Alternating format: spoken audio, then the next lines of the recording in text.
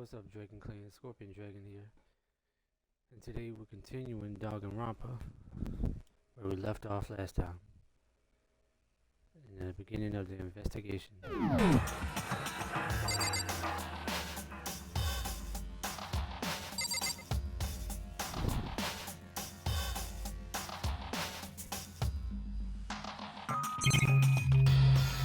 let's go there first.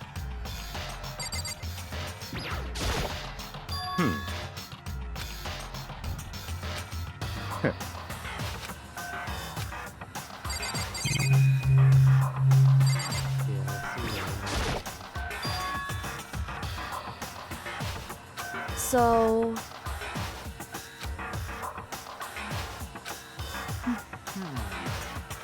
Well, that thing about writing bloodlust and blood, doesn't it sound kind of familiar? A murderous fiend who kills again and again using bizarre and brutal methods. And at the scene of each crime there are bloodlust and blood.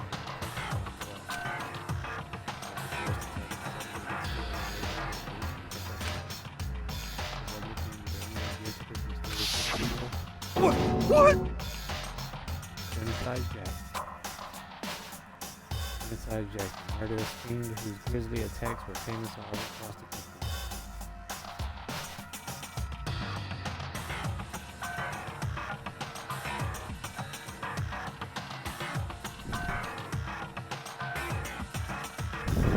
The ultimate murderous fiend creating a reputation for abnormal downright cruel killing.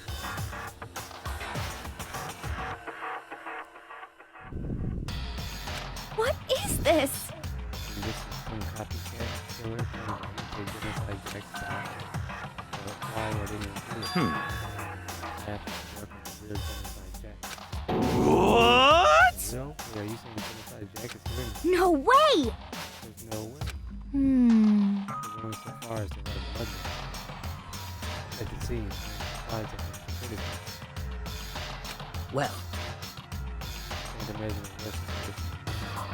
Murder.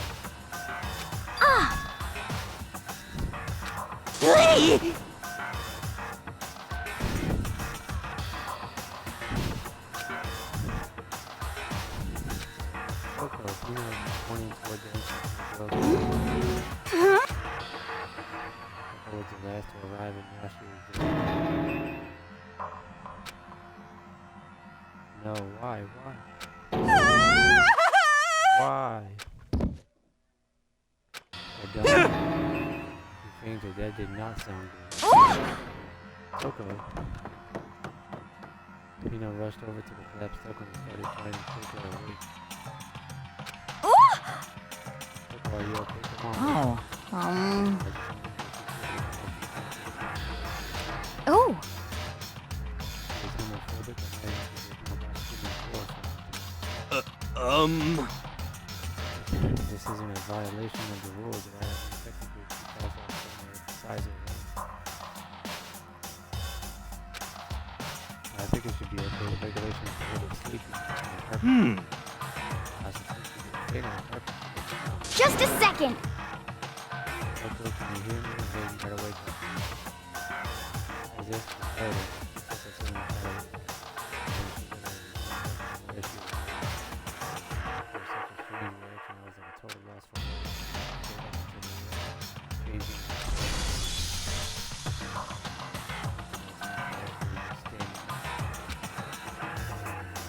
The physical contortions she had to go through when patients were totally haphazard. Huh? Huh? What?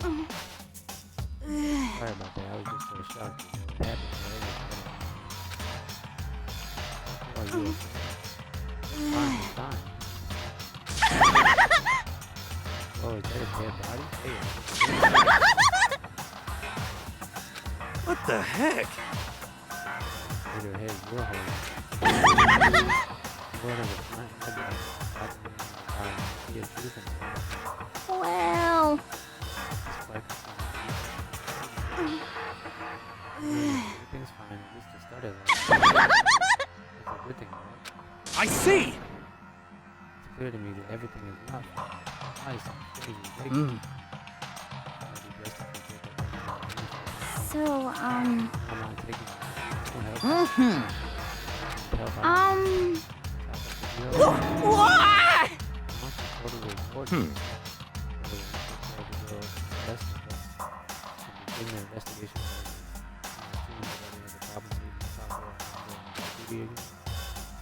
Hold on.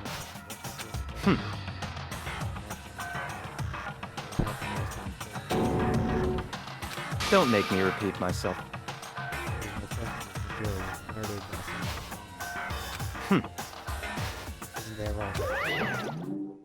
Of course.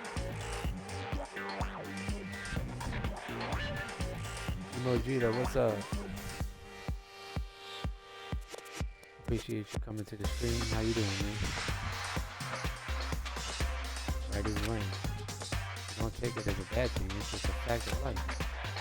Yahoo! That's how graduation works. And it's happy to do.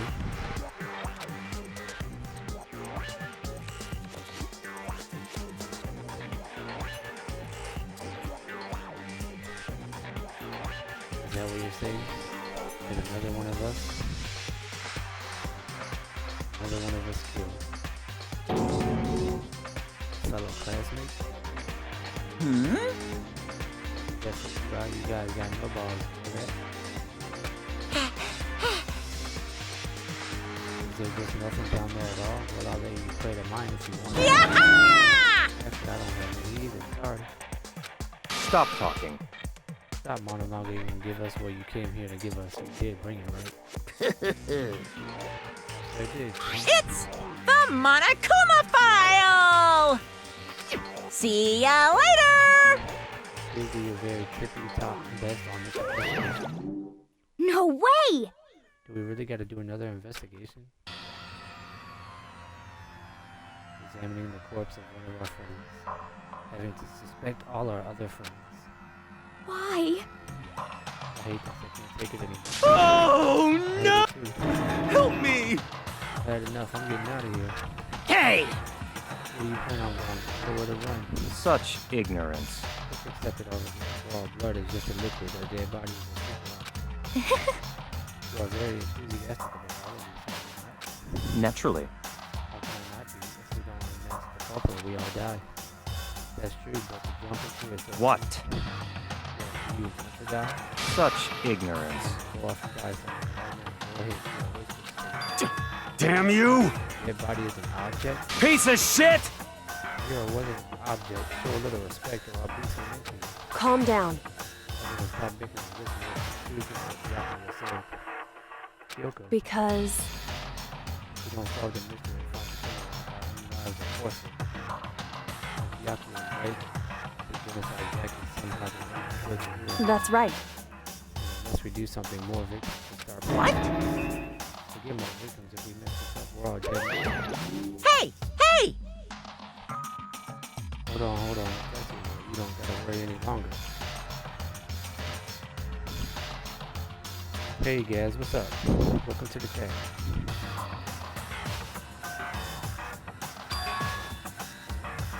In any one killing game, a guilty party may only kill a maximum of 2 people. Huh? What? I don't remember any rule like that. Actually... I just came up with it. And if one person went around and killed everyone, your lovely student life would be all over, right? No rule has been added to the regulations. So then... In that case, why not limit it to one? Hey! Good mystery, you don't want to miss out on the potential of the Yeah! totally Punishment is waiting for you. Farewell for now. Catch you guys at the fast time. Hmm.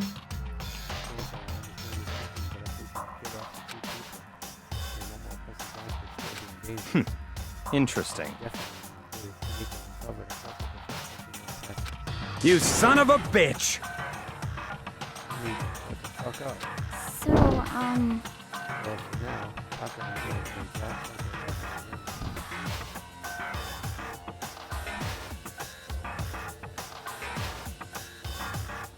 We're doing alright. Yeah, maybe I need a new one. This one's kinda old.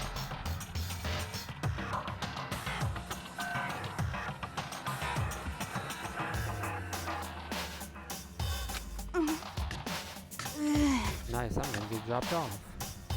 There is nothing to be done.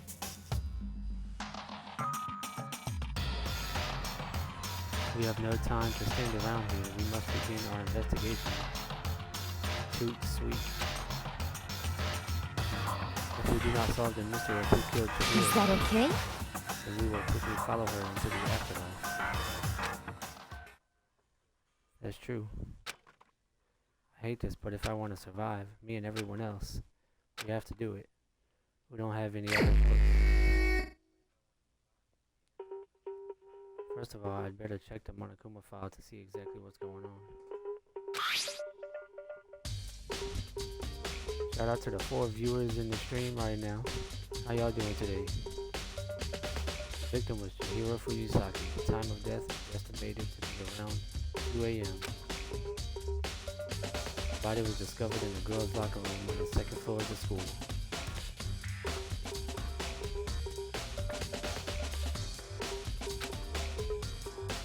The cause of death was a blow to the head with a blunt object. She was killed instantly.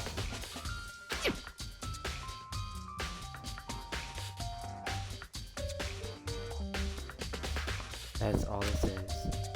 So it's not like there's any point in complaining about it. No matter what, I gotta do what I gotta do. Monokuma file number 2 has been added to the Truth Bullet section of your handbook. Hey Makoto, you have a second? Huh?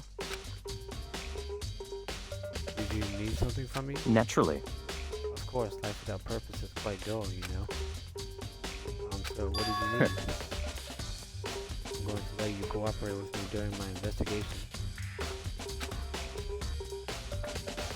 Huh? What? I'm purchasing your talent, the same talent which allowed you to solve Sayaka's case. Solve? No, I just... Stop talking. You seem to have some limited use, which is why I've chosen you. You're far enough contributing to my investigation. You're inviting me to come with you, you're doing it in the most arrogant way possible. Let's go. Now then, shall we get started? But we need to get moving, there's no time to be standing around. I don't really know what just happened, but it looks like I'm working with young people.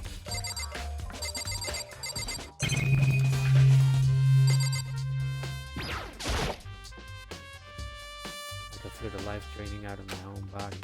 It's a dead body. Chihiro's dead body. Very strange. But the more I look, the more strange it all seems. This must be Genocide Jack's handiwork. What? But we're still not sure he did it. Is that what you want to say? I wonder about that.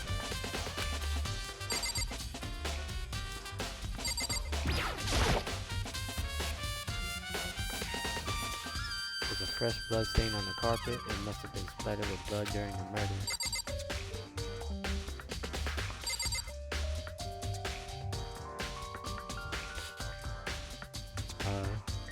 Yeah, I think I already know who did it. I'm not gonna spoil it for anyone who's watching right now. There's a dumbbell on the floor and this is a blood stain. There's a blood stain on the dumbbell. The Monokuma file said a blow to the head with a blunt object is what killed him. That means the dumbbell was actually the murder That's weapon. right. I don't imagine it could have been anything else. Locker room dumbbell has been added to the Truth Bullet section.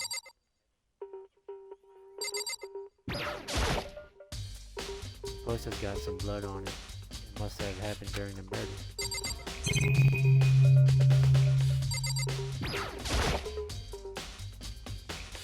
The word bloodlust is written on the wall in blood. What's the name behind it? Bloodlust.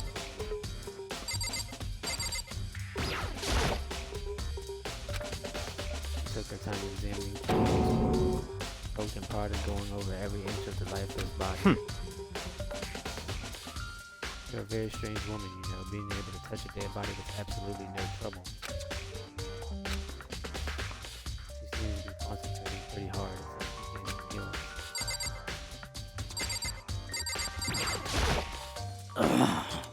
I use this locker room all the time. Now it's become the site of Chihiro's death. Why was she killed in the locker room? Actually, if you think about it, she could have been killed someone else who carried him.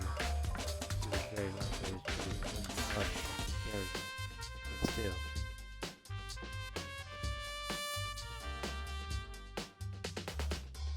Well, I still think she came here on her own by choice. What makes me feel like she's been talking a lot lately about how she wants to get stronger. She thinks she came here to exercise. perhaps. You know what myself and you probably avoiding the game. Although we invited her to join us more than once, she never showed up. She was trying to avoid us. Instead, However, perhaps when it's difficult for me to imagine she would come along. She did want to start exercising, but she specifically mentioned she couldn't do it by herself. And even support from others. She was saying she couldn't come here in the middle of the night. But that she also would have come with some. Hey Lena, how you doing? It's a possibility, I think.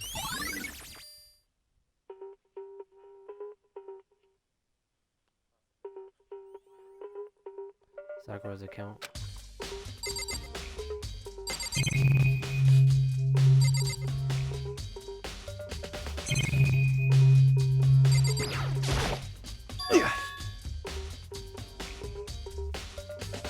You had a real complex about being weak. You heard your hero talk about it, right? All I need to get stronger. Yeah, I do remember she said that more than once. I did, which I guess explains the trip down here.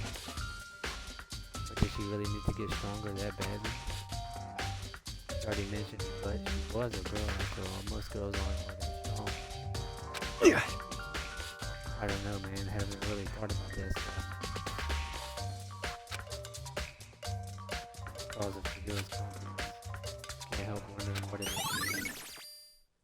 Mondo's account. Now I believe it's about time for us to move on. Huh? What? Alright.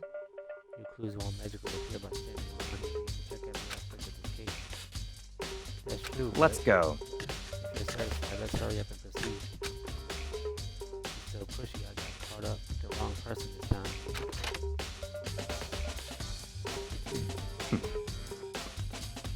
This is our next location. Huh? This place is related to the investigation. Figure it out for yourself. It's no fun if you don't.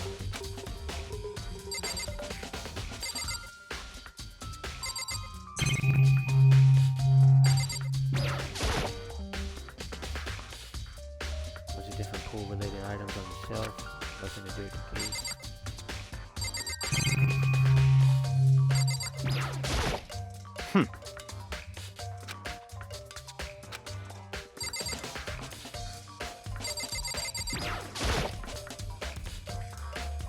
Maybe this film is used to know impossible. If that was true, Chihiro would be riddled with holes.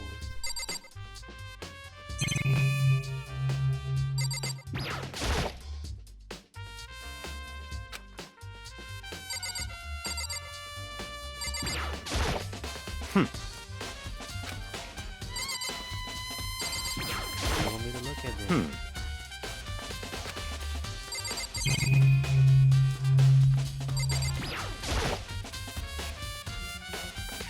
I remember like this card reader is meant to work with our handbooks, right? What? You have an issue with it? If so, you should take it up with Monokuma. He said that then quickly and sharply clapped his hands together. Did you call for me? Have we been domesticated? That's right. Seems that Makoto has a question for You need something? Sure, what's up? Well, it's just about this card. Yep. Yes, the card readers have all been designed to interface with each DAE handbook. The only answer is locking them corresponding to the gender listed in your individual handbook. And it's impossible for two people in a row to go through what a door is unlocked. Unbelievable. If there were some sort of erotic terrorist on the prowl, the Gatling gun would initiate Swiss cheese slaughter. School regulations prohibit anyone from attending some handbook, right? Of course. But it's correct. So then, that means only girls can go into the girls' locker room and only boys can go into the boys' locker room. In other words, Chihiro's body being sent in the girls' locker room. So I can see right through you. Allow me to tell you what you're thinking. Since Chihiro was found in the girls' locker room, the killer must have been able to... So in handle other it. words, The killer must be one of the skills that Such I get, right? ignorance. Just forward consistent. Should pay close attention to regulations and learning using books with other students is prohibited. Only the act of learning a handbook is prohibited. Borrowing someone else's is perfectly fine. Yeah. I would expect nothing less from the prodigal son of the noble Togami family. We managed to sift out the loophole in the regulation. Telling you, I would bet you created the perfect thing if you had a little more excitement. Yeah. Treating me like a skinny little appetizer instead of being forced that I am. Now then, since the dead can't actually talk, but now people don't know what they're saying. Yep. Get it? Got it? Good.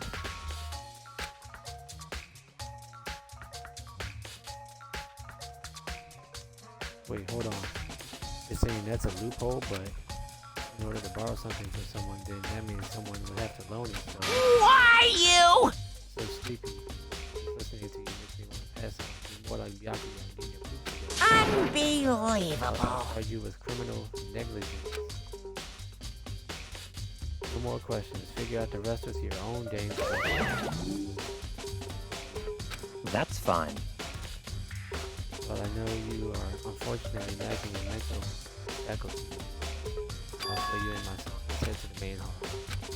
Main hall? That'll help you understand.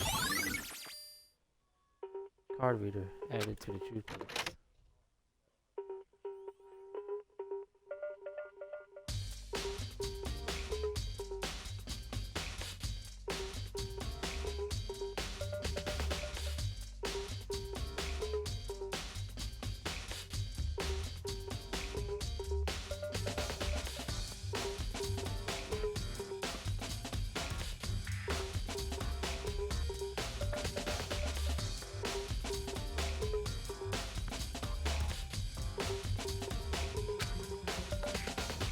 So what are we looking for?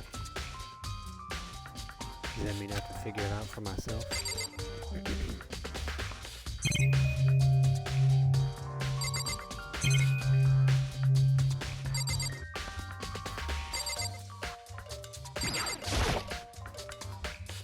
a mailbox here. Could be something inside.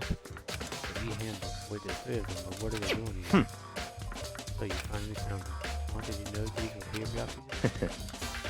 I found my chance myself the other day. It seems there's a system in place where the handbooks of dead students get delivered to the mailbox. So these 3 handbooks belong to Junko, Leon, and Saya. You can go ahead and confirm it yourself. I immediately sent the handbooks to Sayaka Maizono. You're right, this is Sayaka's handbook. Now do you understand this is the key to the loophole that I revealed earlier? Yeah, I feel like I'm starting to should be a closer realization. Borrowing someone else is perfectly fine. Welcome back, guys. See, yeah, now I understand. Main hall e-handbooks added to the handbook. What? Hold on a second. Very What's wrong? strange.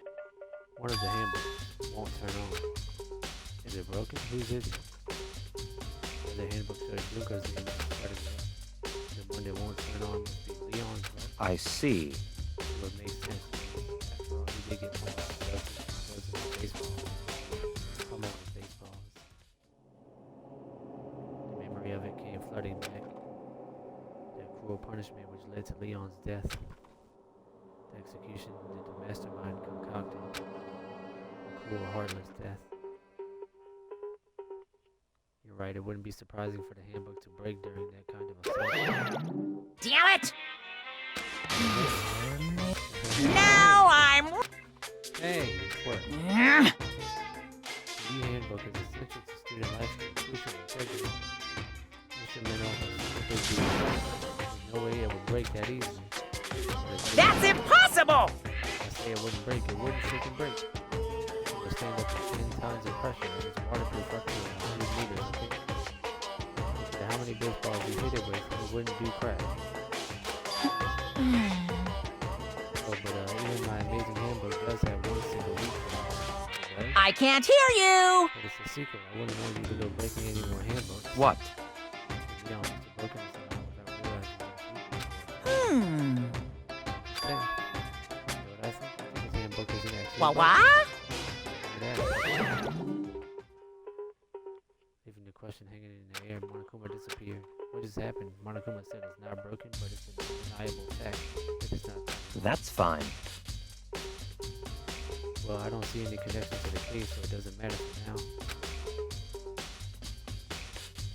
Either way, something about it still bothers me. Broken E handbook has been added to the true bullet section. Okay, then this should be enough to get things rolling.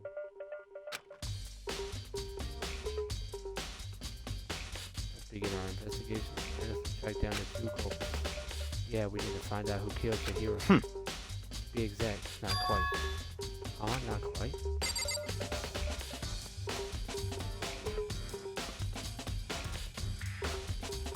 I think I should turn down the music more so y'all can hear me better, or what?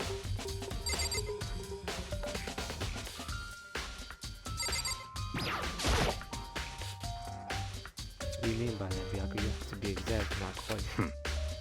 Certainly, I want to reveal Chihiro's killer, but more precisely, I want to discover the true identity of Genocide Jack. Alright, let me see.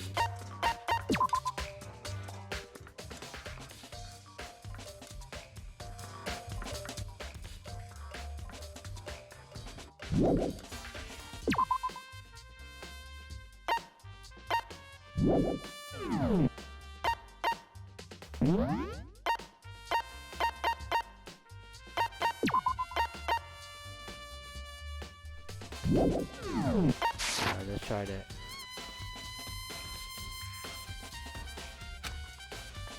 Can you really think? You truly believe Genocide Jack is the one that killed Don't make Chihiro? me repeat myself. Absolutely, I have no doubt that Genocide Jack is the culprit in this case, and I have a basis to believe that. I assure you, Genocide Jack is one of us.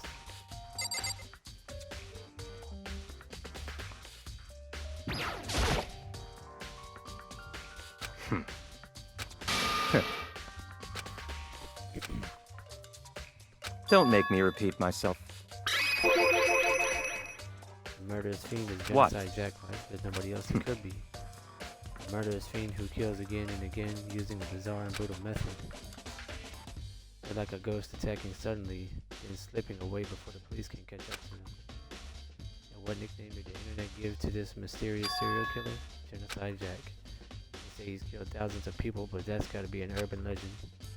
Still, could one of us really be a demented psychotic killer? You're not wrong to wonder.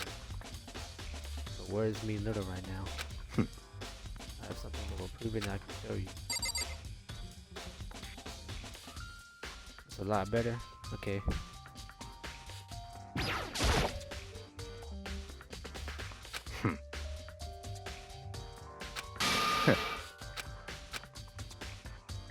Don't make me repeat myself. Is there really proof? There's somewhere I'd like to take you. This will provide all the evidence. It's you all need. clear now. Evidence that Genocide Jack is the one that killed Chihiro. Evidence that something like that, really. Ah, hey you two. Big trouble. Need your help. I don't have time to play with you. We're busy. Leave us alone. I mean, It's an emergency. Emergency. Come on, please. You gotta help me. please, This is a serious emergency. Please, please. You gotta help me. Just calm down, okay? Hannah? I mean, But it's an emergency. please, I mean, An emergency? What happened? well, Something's wrong with Toko. She's acting super strange. Well, I mean, she was acting pretty strange earlier, right? What should we do, Byakuya?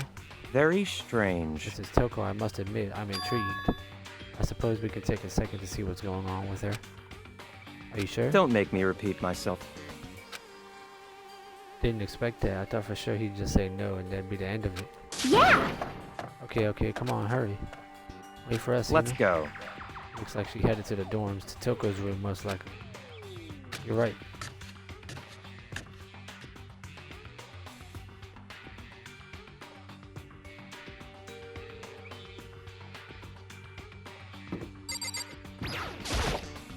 Such ignorance.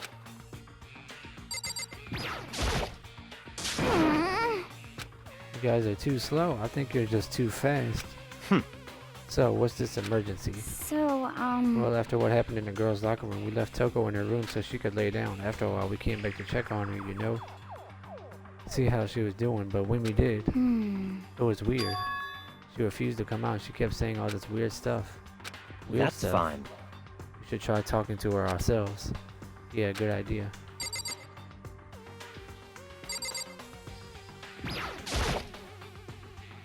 I may as well give it a shot. Ding dong. The door swung open slowly and silently.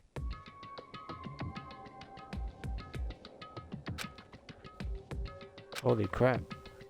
An aura of negativity flowed out from behind the door, forcing a gasp out of me. What? Oh, nothing. It's just that, Hina was really worried about you, holding yourself up in your room. leave me alone. Yeah, sure thing. But, could you open up, just for a second? Won't allow it. Huh? I won't let Genocide Jack have control.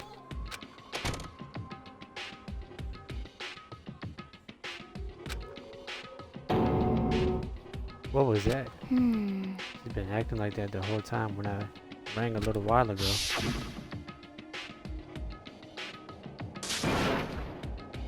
I'll drive out the killer, drive out the murderous fiend. It doesn't make any sense, right?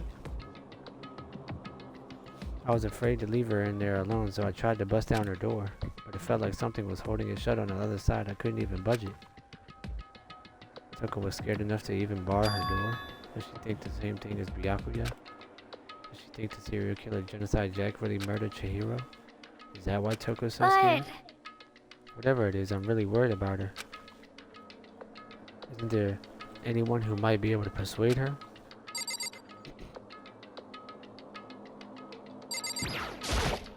I'm just really worried about her.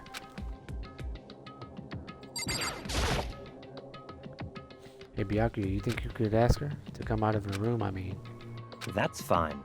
Sure, whatever. Huh? You're gonna talk to her, Byakuya? Wow, I guess you can be nice when you want to. Byakuya stood in front of her door, not making a sound, and pressed the doorbell.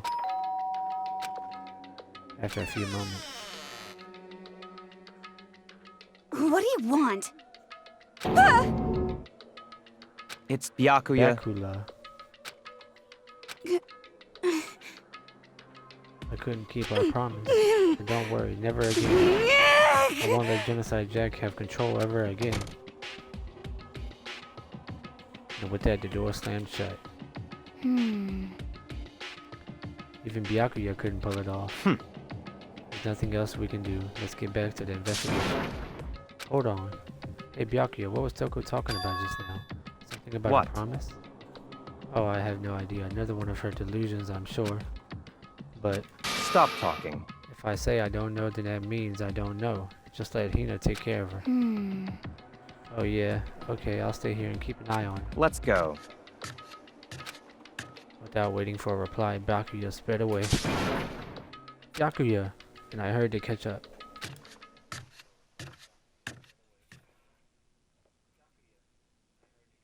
I tried to talk to him several times as we walked, but he didn't even look back, let alone say anything. He just kept on, walking toward his destination. Finally, his feet brought him to a stop in front of a certain room. The library? Come on, let's go in.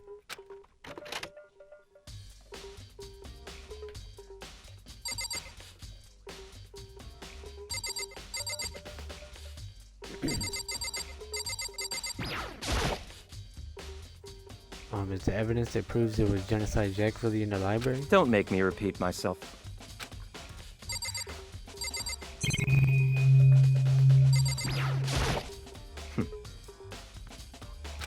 No point in checking there, we need to find real clues.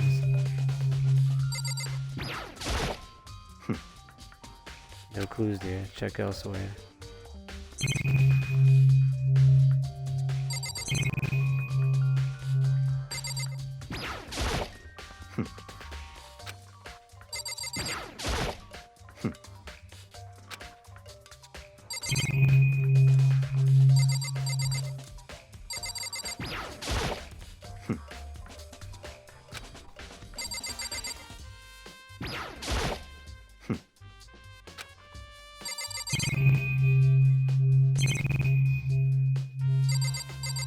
Did he not look at everything? What does he want?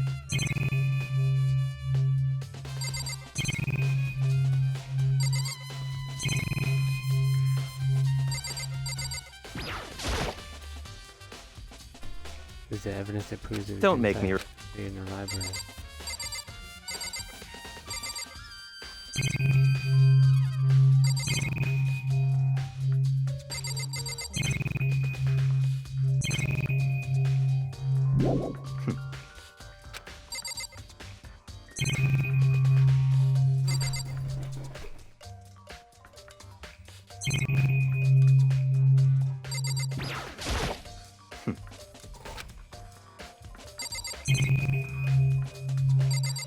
I don't get it. Camera?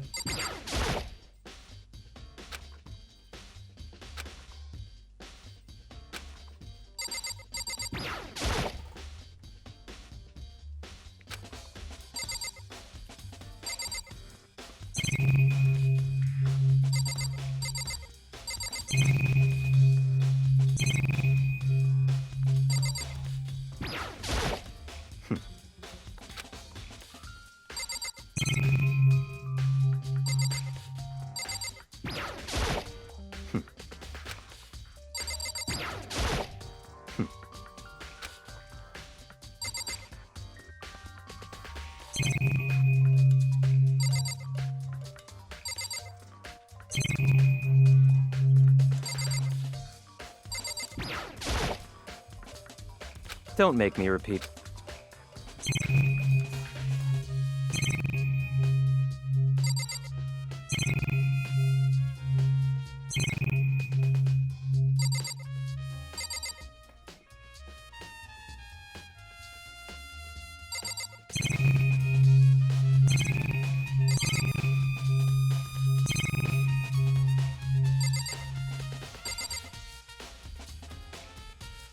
Bruh, I feel like I clicked on everything. Am I stuck?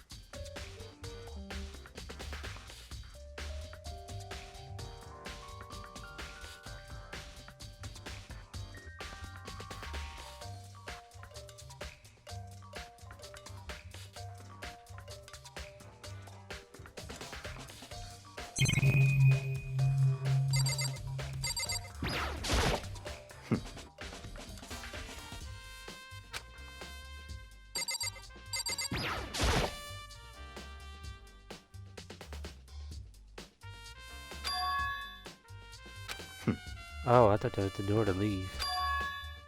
Let's go.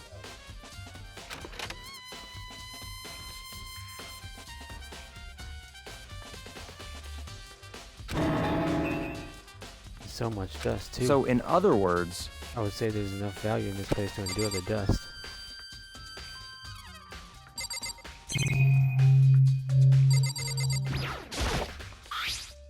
The wooden box is empty. Although judging by the smudges in the dust, looks like there was something inside.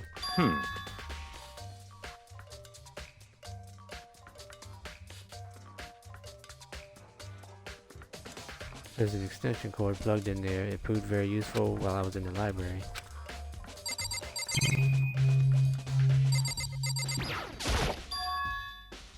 A desk lamp. It's the same one I saw Byakuya using in the library before. What? You have a problem with that lamp? It was here before, then I moved it over there.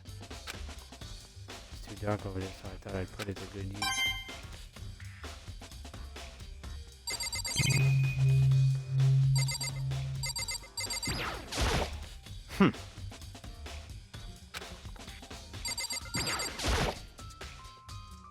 Shelf is stuffed tight with files. Without really thinking about it, I picked one at random. You have a sharp eye indeed to select that file. That's right. That's the report on a presidential assassination. The original was kept at the National Library. It won't be declassified for another 30 years. Are you sure you want to look at it now? There's no telling whose crosshairs you might wind up in for peeking at it. Without making a sound, and return the file to the shelf.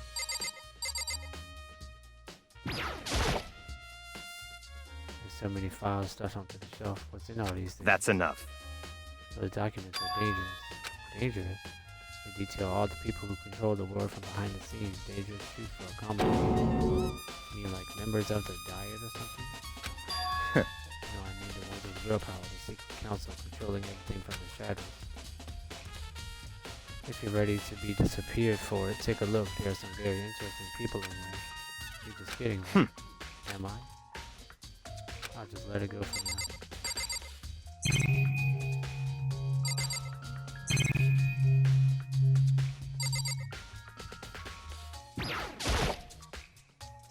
A ton of thick files stuffed onto the bookshelf.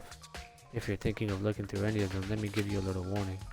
Those things are filled with graphic, disturbing photos from all kinds of crime scenes. It's the kind of thing any normal person would never want to look at. Be careful. Huh? What do you mean?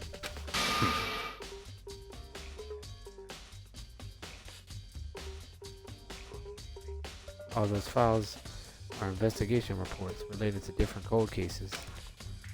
Those are internal documents for police eyes only. They're not the kind of thing you'd expect to leak.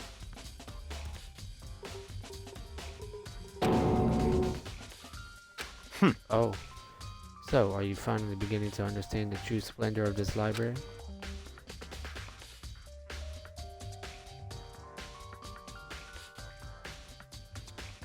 The entire reason I was interested in the library is because of this room right here. Interesting. It's home to classified government documents, police records, things no ordinary person would ever see. Isn't it magnificent? This can't be for real, Such right? ignorance. That's your guy's problem. Anything that doesn't fit into your preconceived reality, you label it as a lie. Well, it's not that. It's not like I totally refuse to believe it, but I mean, there's just so much. How could anyone put all this together? I suppose it goes to show just how much power Hope's Peak truly wields, or perhaps the mastermind may have wanted to provide us with enough entertainment to keep us from getting bored. It's no use. I can't keep up with all this. It's just too unreal. What's wrong? You still can't believe it? What about you? How can you believe it so easily? Things like that are usually impossible. What? What do you mean, usually? Usual, normal, ordinary, simple? Those things don't exist anywhere in the real world. If you don't understand what they actually represent, you don't understand the nature of anything. You don't pull your punches, do you? Besides, what you consider usual is based on your common sense, right? But what makes you think your own common sense applies to me at all? The documents gathered here are genuine. I have reviewed them multiple times, so there is no doubt.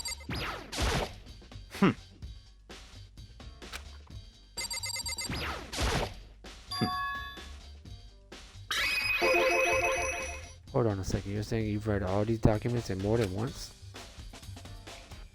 But all of this has to be top secret, confidential stuff, right? So why? My family has a reading room just like this at our home. Ours is bigger, of course, and not as dusty. Huh? Members of the Tagami family have access to any variety of government-related documents. That includes foreign powers as well as domestic. How's that possible? So, in other words, I already told you there's a secret council that controls the world from the shadows. My family is a member of that council, and I have within me the bloodline that will allow me to one day bend the world to my will. But to become such a ruler, I must know all levels of this world, backwards and forwards. So whenever I have time, I like to review whatever documents and materials that interest me. Which is why I can proclaim without a doubt that the materials gathered here are the real thing. This is beyond believing or not believing. Byakuya is actually starting to scare me more than the actual mastermind. And what always interested me the most were the cold case police investigation reports. Reading through those reports has always been a hobby of mine ever since I was little. It's excellent mental exercise. I've solved more than a few of those cases just by reviewing the reports. And among all those reports, one of my recent favorites is the Genocide Jack case. As he talked, Byakuya grabbed a specific file from the shelf. that's right. This is the complete case file. Every single report surrounding the Genocide Jack cases has been compiled in here. Because there are so many. Allow me to quickly summarize the main points. To begin, there are two notable characteristics in every Genocide Jack murder. The first characteristic is that at every crime scene, the word bloodlust is written in the victim's own blood.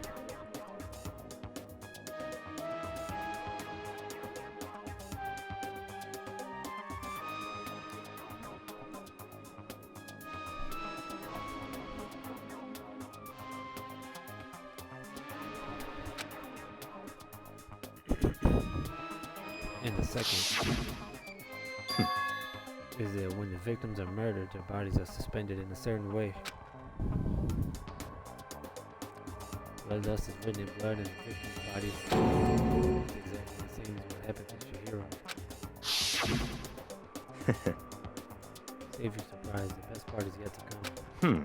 For the second characteristic, where the victims are suspended, the only ones who knew about that particular fact were members of the police and other higher-ups. By all accounts, nobody in the media ever found them. Huh? In other words, no one on the news, no one online, nobody knew about that aspect of each crime. Only key officials and the killer himself knew about this act of mounting the victim. Now, if you recall Chihiro's corpse, her body was most certainly mounted in this fashion. So how could the killer have known about suspending the victim? That's right. That's the key question, but in fact the answer is quite simple. So, in other words, The culprit isn't a copycat killer, it's the real Genocide Jack. in other words, That right there is the evidence that Genocide Jack has hidden itself among the rest of us. The Genocide Jack is such a brutal fiendish killer really is walking around among us. interesting. Things are really starting to get interesting, aren't they? I never imagined a killer with such a reputation would ever become part of our little game. Now, don't you think it would be good for you to take a look at what I've already seen? I might just manage to ferret out a clue or two. Such ignorance. If you get down on your knees and beg, I might even show you myself.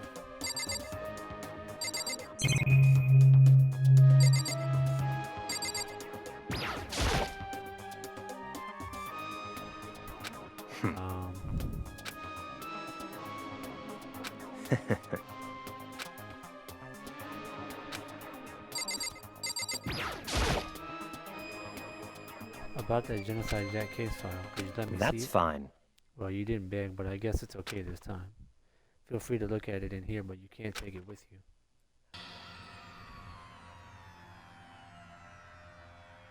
Byakuya handed me the file and I flipped through it with tense, nervous fingers. Suddenly, my hand stopped. I had reached the page where photos from the scene of each crime had all been collected.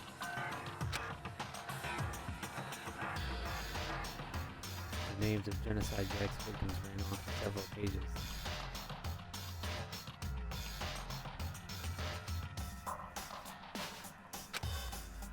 Ken Harada, 32, Tetsuhiro Honda, 17, Shoji Gaku, 23, Kano Isun, 14, Takeshi Yoshida, 30, Matsuna Taro, Takafumi Gono, Ichida, Nagisa, Takeshi Masamune, Yuto Yuno, there is no answer. I went everything became perfectly clear as I wrote. All of the killer's countless victims were killed and suspended in executive memory. And at the scene of every murder, the word bloodlust was left in the victim's own blood. Now take a look at the next page and you'll find another interesting tidbit. The next page. Profiling results. All of the crimes took place either on weekdays at night or during holidays, either day or night. The most common time for the killings to take place was on holidays in the afternoon. Based on these facts, it could be suggested that the suspect may be a student. Evidence suggested the suspects lingered at the scene but they know vividly they were not home. Because an eyewitness has never come forward to say that there was an external reason for this. Confused behavior suggests that the suspect may potentially suffer from dissociative identity disorder. So, in other words, The key point here is that the culprit may well have a split personality. A split personality, like the kind of thing you see on TV, so I'm part of another totally unbelievable story.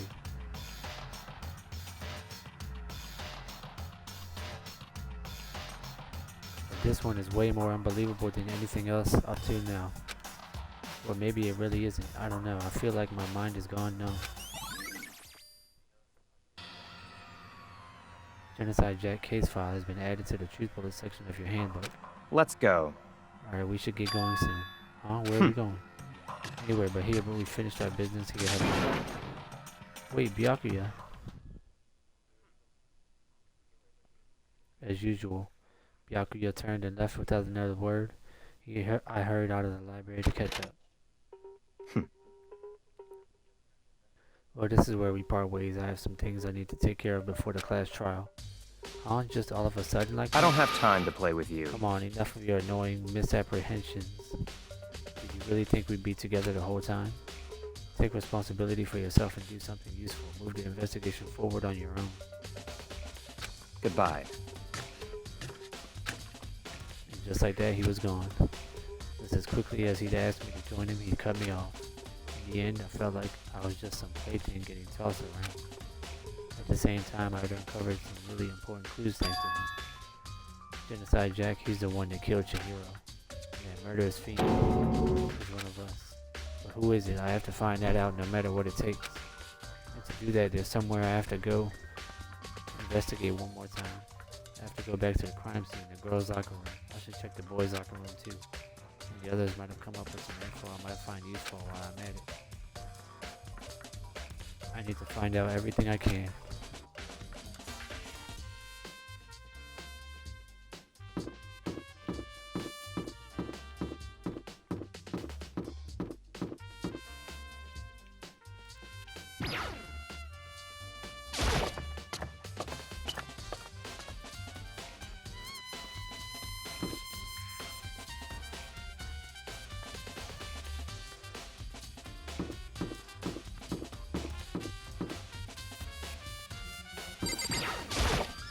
How unfortunate. Maybe we should have confessed our embarrassing secrets after. Dang it, I'm sorry, Chihiro. It's all because I wasn't strong enough.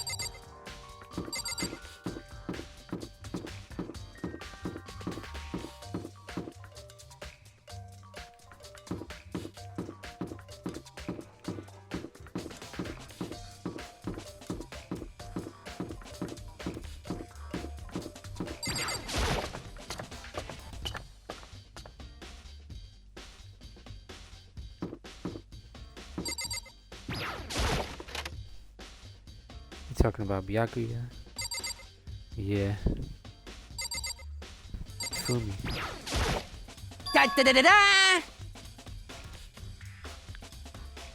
Ding ding ding. Hifumi has discovered evidence revealing the identity of the culprit. I feel as if...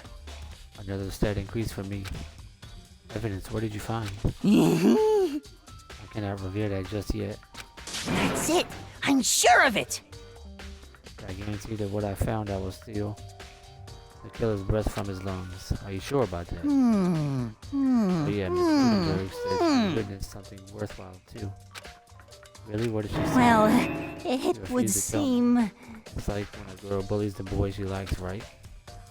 Okay, so where's the rest of the warehouse by the drums? She was there, but at the same time, not there. What's it gonna be?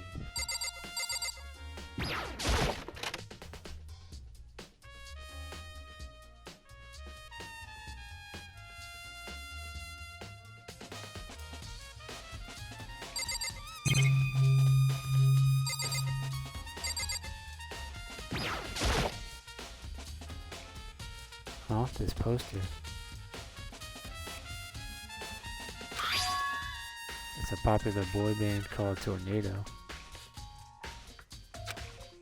Somehow it doesn't quite seem to fit in the boys' locker room.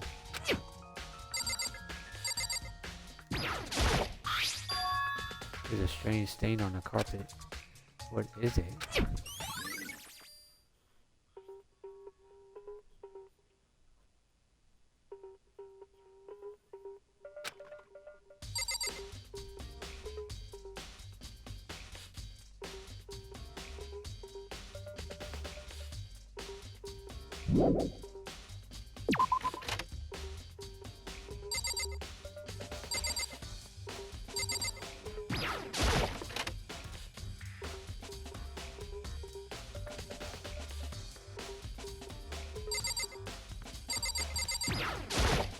Damn. Chihira's presence here was especially weak. Her body and her No soul. forgiveness! To target such a helpless being is unforgivable, but a wretched beast to do such a thing. I cannot forgive this. Dude had a real complex about being weak.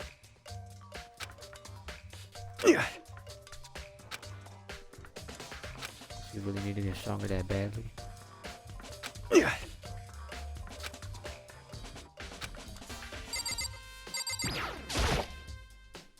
Hey Kyoko, have you made any progress on your Indeed. investigation? Generally speaking. However, But I have to get going. I have something unrelated to take care of. Something besides the investigation. What is it? well, Nothing you need to worry about. Just concentrate on the murder. so then, Before I go, let me give you one piece of advice. You should examine Chihiro's body one more time thoroughly. Also, her handbook is missing. You might want to determine its whereabouts.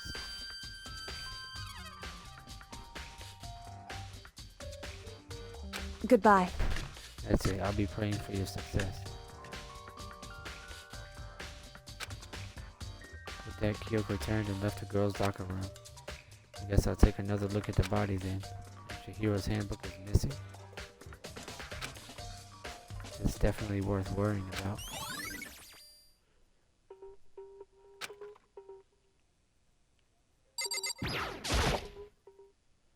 Kyoko said I should examine the body one more time.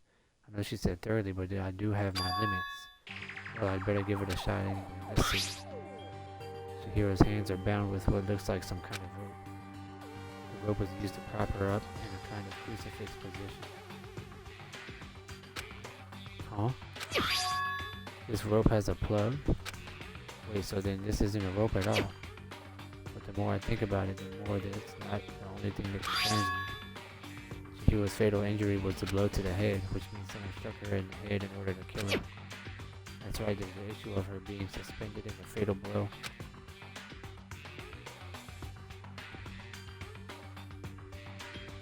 Alright guys, see you.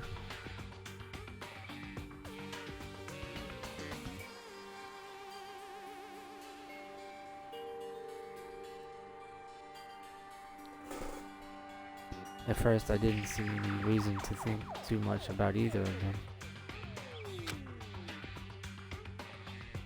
But seeing them again after looking through the Genocide Jack file, something's not quite right.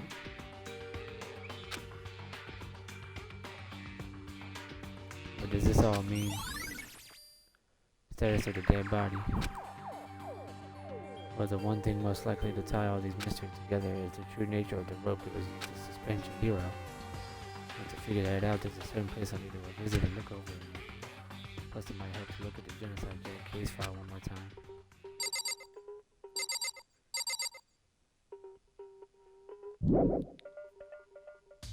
Still more I need to check.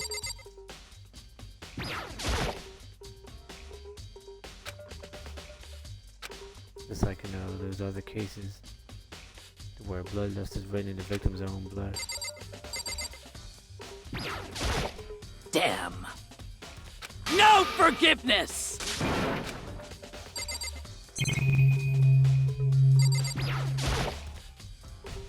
It's the bloodstained poster. The blood is the most noteworthy part, but the big-breasted swimsuit model is pretty noticeable too. A girl's locker room doesn't seem like the kind of place you'd find something like this. Oh, but wait, that reminds me, the poster in the other locker room is. That's right. There's definitely something strange about this. In the boys' locker room is a poster of a popular boy band.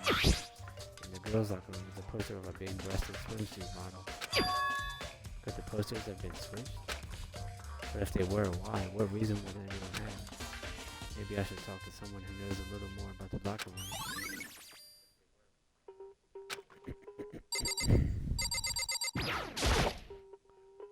You spend a lot of time exercising in the girls' locker room, right? Of course. I've used it nearly every day since it opened up. Sometimes Hina and I use it together. Okay, then let me ask you something. Do you think the posters in the boys' and girls' locker rooms could have been switched? I'm sorry. I can't really say. I never really paid any attention to the posters. I see. However, But there is something that's been bothering me about the locker room. You see, I like to drink a little protein coffee every time I finish exercising. We have protein coffee? In the warehouse, it's not the highest quality, but I don't have a lot of other options. I mix protein powder with coffee and down a glass of it after exercising. Anyway, the other day I spilled some on the carpet in the girls' locker room and it left a stain. A stain? But I don't see any stain on the carpet. of course. Exactly, I noticed it earlier. The stain has disappeared. I can only assume someone came along and cleaned it up. But still, isn't it unusually clean, as if there was never a stain here to begin with? Disappearing stain.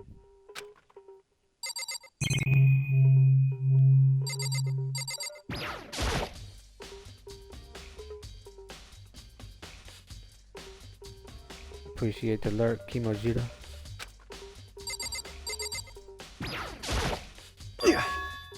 Dude had a real. Oh yeah, same thing.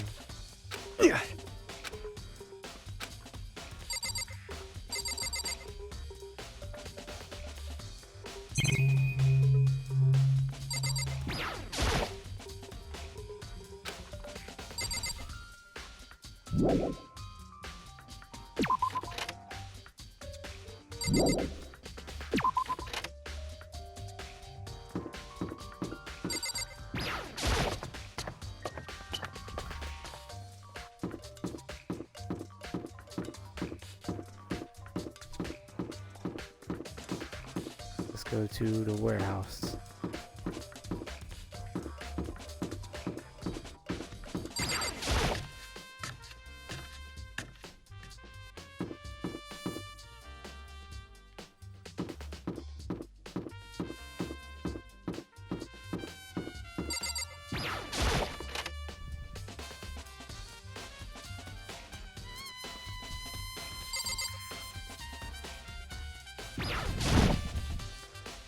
Celeste, what are you doing here? This warehouse is amazing. It has absolutely everything one might need to live a full life. From food to clothes to towels, there's an endless supply to choose from. I see that, but have you found anything related to the case? Most unfortunate. I knew you were going to ask me that. I thought talking about the warehouse itself might misdirect you, but I see it was pointless. Then you did find something? Very well, I will tell you and only you. Actually, Last night I saw him here. Chihiro was in the warehouse.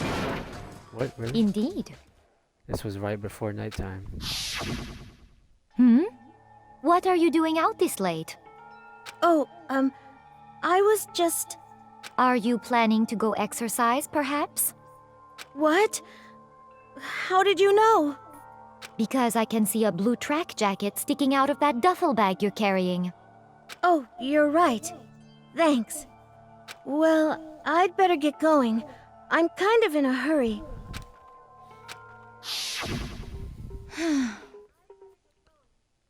She stuffed the jacket into her bag in a hurry. It was almost like she was trying to hide it. And just like that, she was gone. Yes, indeed. I assumed she was merely stocking up to go exercise in the morning, but it would appear she ignored the nighttime rule and headed directly to the girls' locker room. If she hadn't broken our rule, none of this ever would have happened.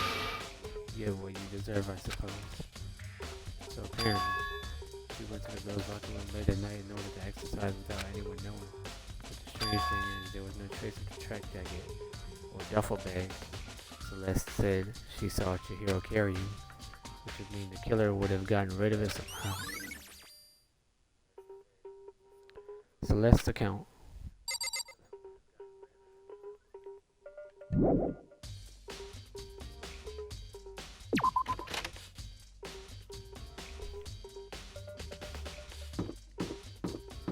Now to the library, I think.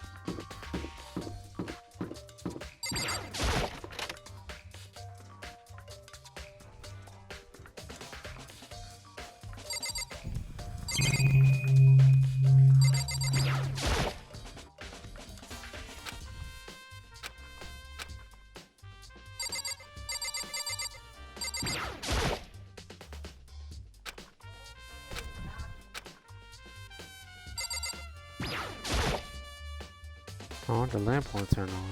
Oh, I see it's not plugged in. The lamp's cord isn't long enough to reach the outlet from here. Last time I saw it, it was definitely on. It was definitely right here. Oh, that's right. Byakuya was using an extension cord. But there's no extension cord here now. I wonder if...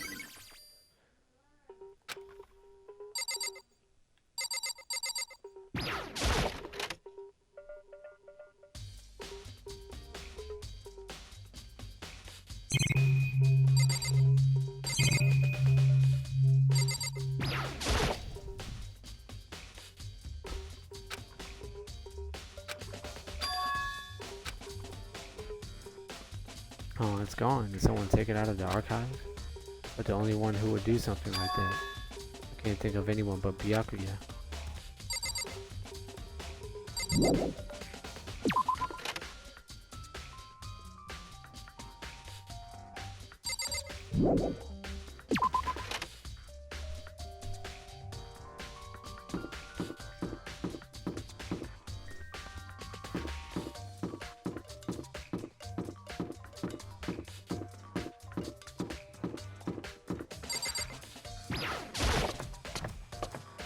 Where am I gonna find him at?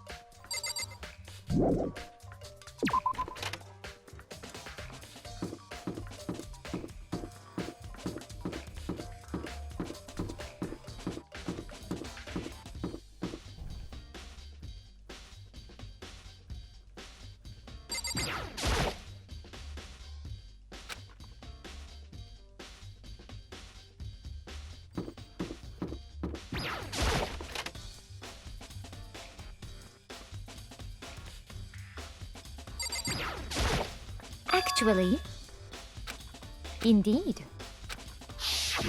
Hmm?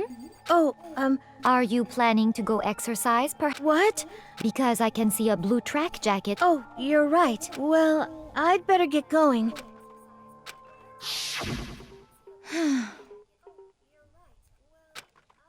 Yes, indeed.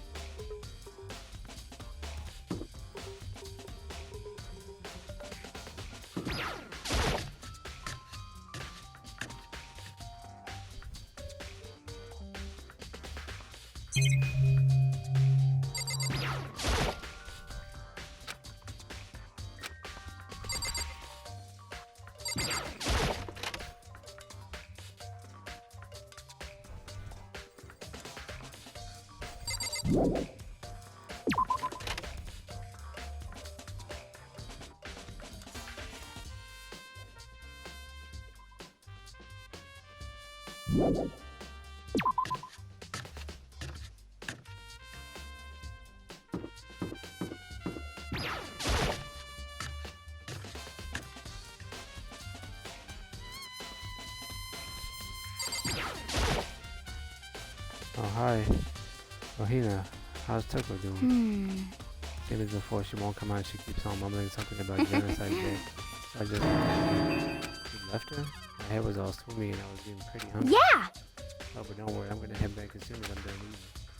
Tuko's not exactly pleasant, but I'm still worried about her. Speaking of which, what do you eat? Huh? A donut, of course. Of course. There's two things I'm sure God created, outer space and donuts. Really? I bet your hero would have liked to eat more donuts. Maybe that was her one big regret. Aww. I should have tried to spend more time with her. Come to think of it, who did she spend time with? Well... Yeah, she was a little bit strange. Didn't really hang out with the other girls much. It was like she was trying to keep her distance from us. Actually, Sakura said something similar. She said that even though you and her invited Chihiro to exercise with you, she always refused. Yeah, totally. Yep, it's true, and it wasn't just us either. It was like she stayed away from all the girls. Was she just shy? I don't know, she talked to the boys all the time. Isn't it kind of weird to be shy around your own sex, but totally fine with the opposite sex? Oh wait, maybe she was used to guys spoiling her. The law says you can't judge a book by its cover, right? You think so? I never really saw her as that kind of girl. I always account.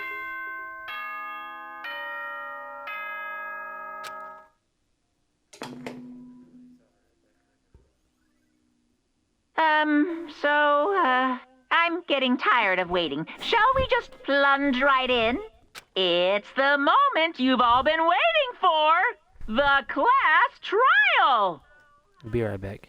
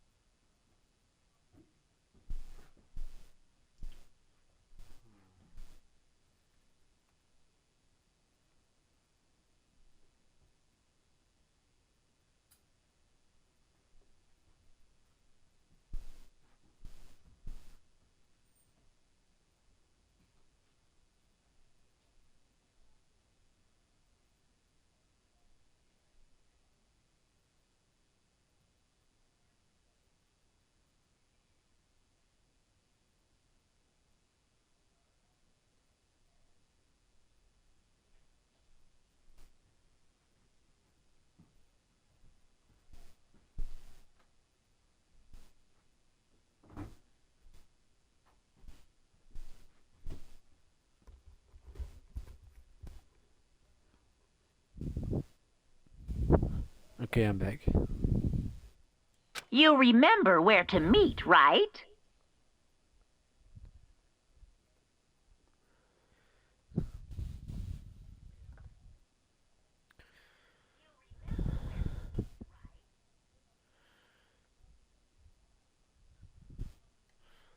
Please go through the red door on the first floor of the school. See you soon. Again,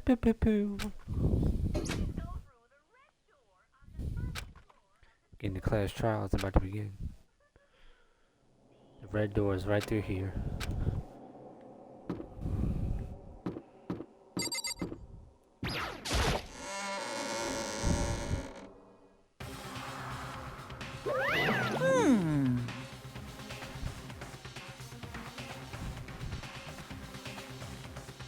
So, is everyone ready to what? Am I blind or are we missing someone?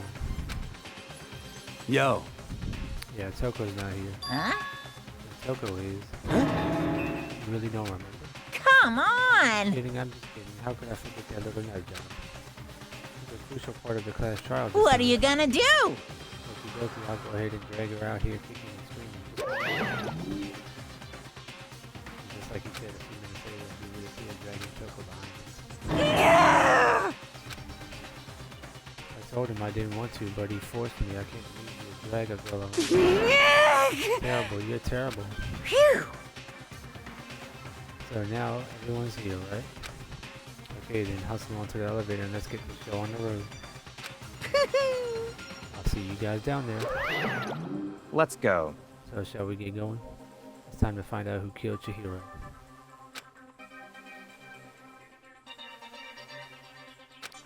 Chihiro Fujisaki. She was so gentle, so calm and meek, nobody had any problems with her. Someone made the choice to kill a girl like that. And that murderer is one of us. Someone standing right here. Hey, come on. Fucking Toko, man. What's got her so worked up? I don't know why the killer did what they did. Count on it. I'm sure it'll work itself out. Justice always prevails, right, bro? You ready? We doing it? Well then. We'll uncover the villain to perform associating his acts on a weaker individual. Shall we go? Shall we begin? How very sad. Miss Fujisaki, I must admit, for being 3D, she was quite remarkable. Of course, just the idea of 3D makes me cringe.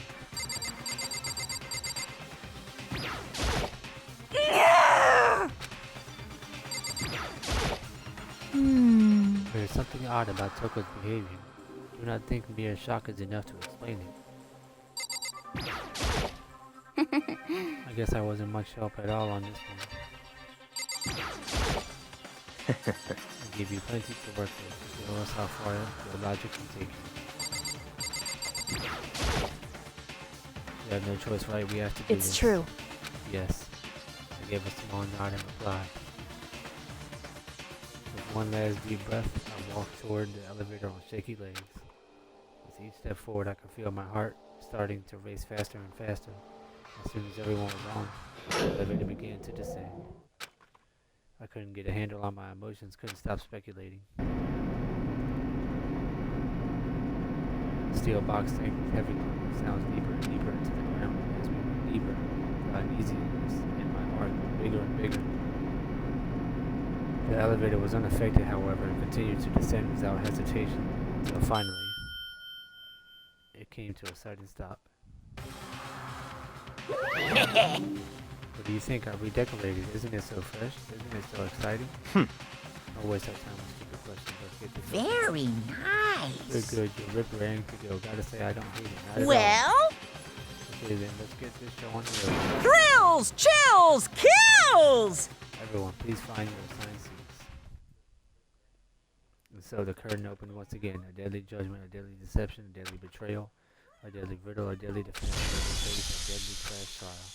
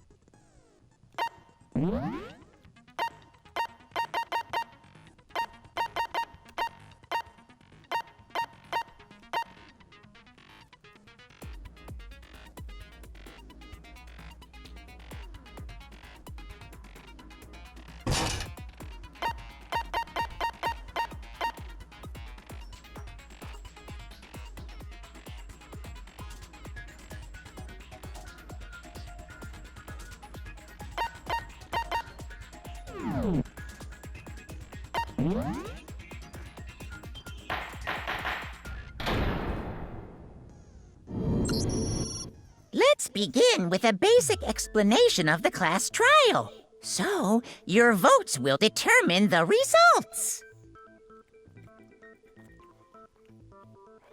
If you can figure out who done it, then only they will receive punishment. But if you pick the wrong one, then I'll punish everyone besides the blackened, and the one that deceived everyone else will graduate. Okay, then. So, first off, let's talk about the murder weapon!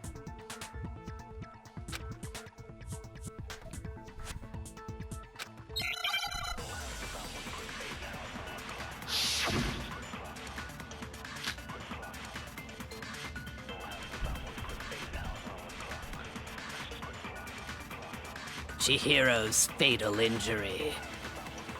It appears it was a head wound. According to the Monokuma file, the killer used a blunt instrument. But what kind of blunt instrument could it have been? I bet it was an iron pipe. Interesting. That certainly would make for a powerful weapon. Poor Chihiro.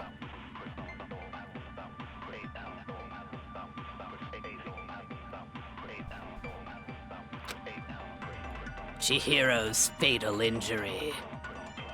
It appears it was a head wound. According to the Monokuma file, the killer used a blunt instrument. But what kind of blunt instrument could it have been? I bet it was an iron pipe. No, that's wrong.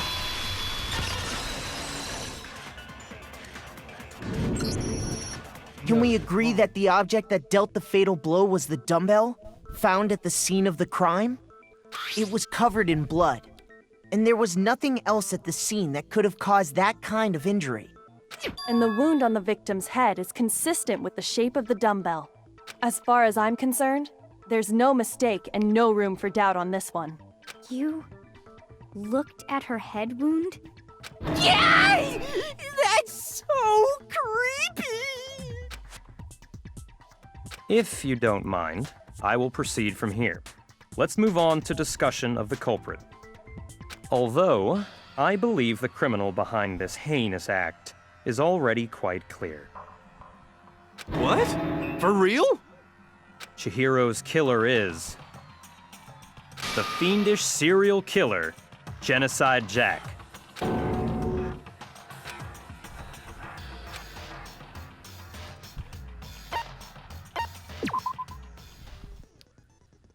For this debate, lines of white noise will appear to disrupt your reactions. Your truth bullets will disappear after you hit these lines, so think of them as obstacles in your debate. But there's a way to keep this white noise from getting in your way. Press the A button to attach the silencer, which you can use to shoot down the white noise.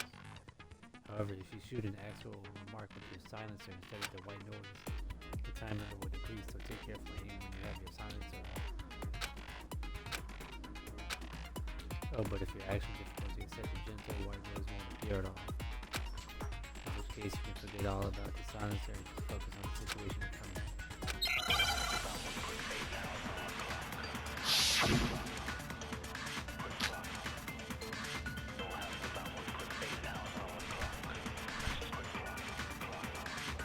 The culprit is Genocide Jack. I'm sure of it. Case closed, as far as I'm concerned. But that's impossible! Why? What makes it impossible? Well, I mean, come on! There's just no proof for it.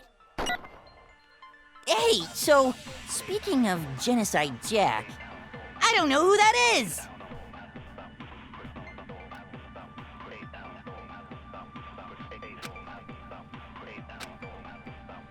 The culprit is Genocide Jack. I'm sure of it. Case closed, as far as I'm concerned. But that's impossible! Why? What makes it impossible? Well, I mean, come on! There's just no proof for it. No, that's wrong. No, that's wrong.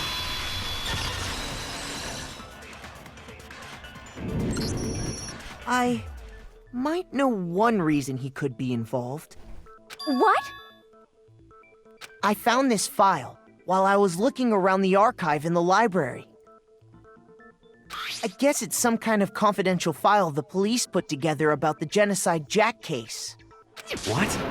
That's kinda weird as shit, isn't it? What was something like that doing in the library? The why of it is probably more trouble than it's worth, so let's forget about that for now. More importantly, it outlines all the specifics of every Genocide Jack case in exceeding detail. According to the file, there appear to be two defining characteristics in every Genocide Jack case. The first is that a bloody message is found written at the scene of every murder. Oh, that's right. Boob lust. No. It's actually bloodlust. But more important is the other characteristic. And never made public? What the hell is it? Why don't you tell them, Makoto?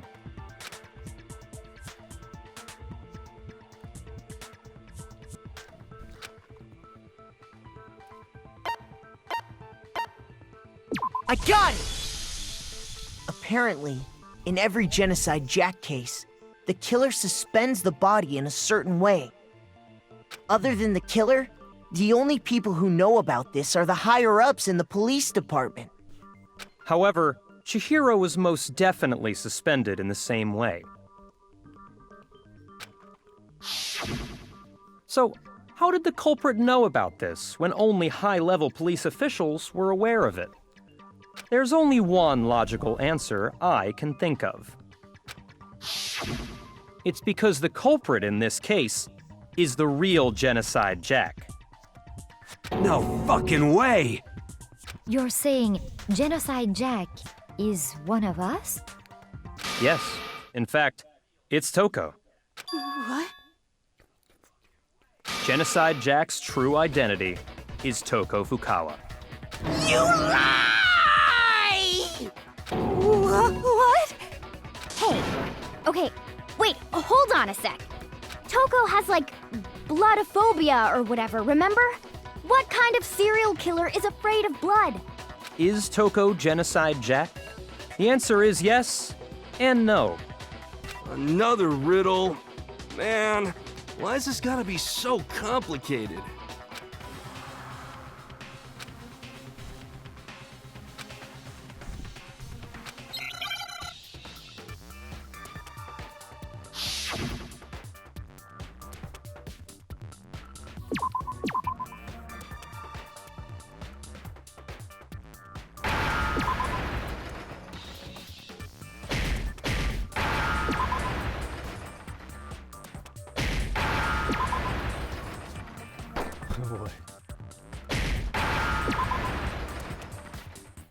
Now I understand! Is it because Genocide Jack has a split personality? Huh? I think I read that somewhere in the file, too. They thought that the suspect might have, what did they call it? Dissociative identity disorder. Oh, okay. But still, to go and say that about Miss Fukawa is... Perfectly acceptable. Toko's strange behavior after seeing the body is proof enough that she has a split personality.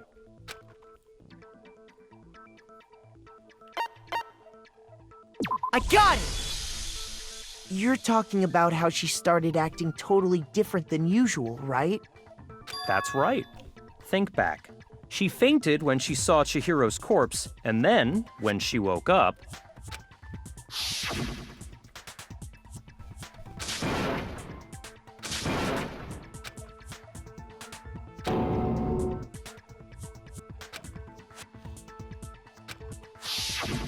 She was acting funny, that's for sure. That melancholy tone of hers completely disappeared. Don't go assigning adjectives to my tone without permission. Not to mention, once she regained consciousness and saw Chihiro's body again, she was utterly calm. In other words, within her is one personality that can't handle blood, and one that obviously can. So when Toko trapped herself in her room, it's because she was scared of Genocide Jack?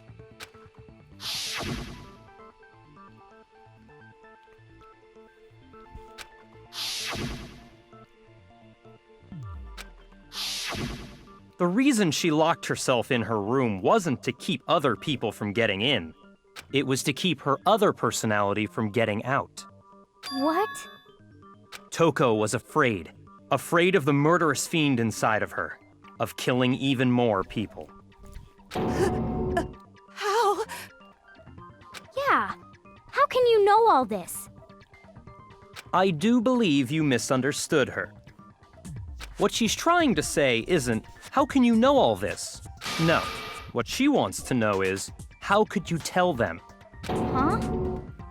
Last night, just before Monokuma gave his motive speech, Toko and I had a strange conversation. She told me a most interesting story. She said a murderous fiend lived within her, and she was afraid it could appear and attack at any time. And that trepidation is what's caused her to have such a bleak attitude. Isn't that right, Toko? This is all a lie. Right, Toko? You said you wouldn't tell anyone. What?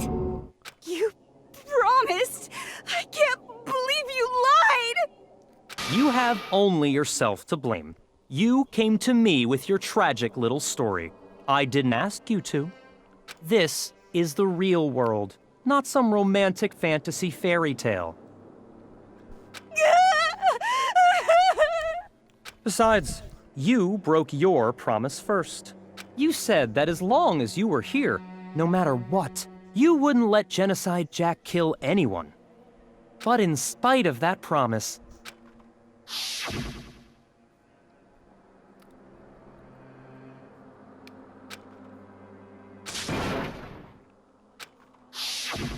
You said if I kept my promise, you would go out with me. That's the only reason I promised. how many times do I have to tell you? I never said that, but you weren't able to do it. You just couldn't resist that rush you got from killing, could you? I tried. I swear I tried to control it, But your efforts were useless. What a disappointment. I hate you. Well, the opening act is nearly finished. All that's left is to hear from the person in question directly. The person? You don't mean...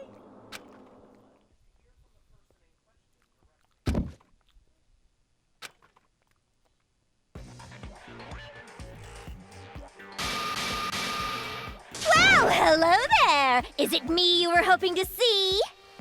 Yes! What the heck? So you figured it out, huh? Well, whatever. What are you gonna do? I'm the ultimate murderous fiend, Genocide Jack! Or better yet, let's go with Genocide Jill! What the fuck is this? Toko, what happened to you? Not Toko. That's a loser name. And what happened is a textbook split personality. So what if one of them happens to be a serial killer? You should turn a blind eye to one's faults.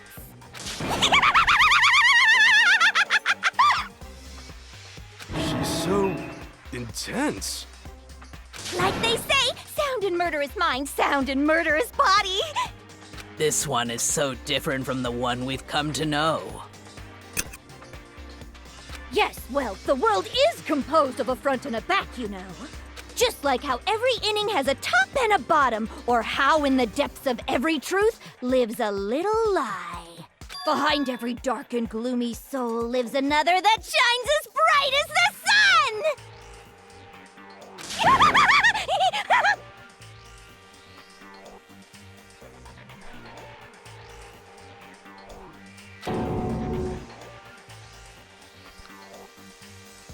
This is the murderous fiend genocide Jack. This is beyond insane. Miss Jack, Jill, can I ask you a question? What's up? Some of us think you might be the mastermind behind our entire situation. What are your thoughts on that? Well, I'll tell you. I am the mastermind of all masterminds! Just kidding! Then it's not true? Of course it's not true! How dare you try to link me to that creepazoid?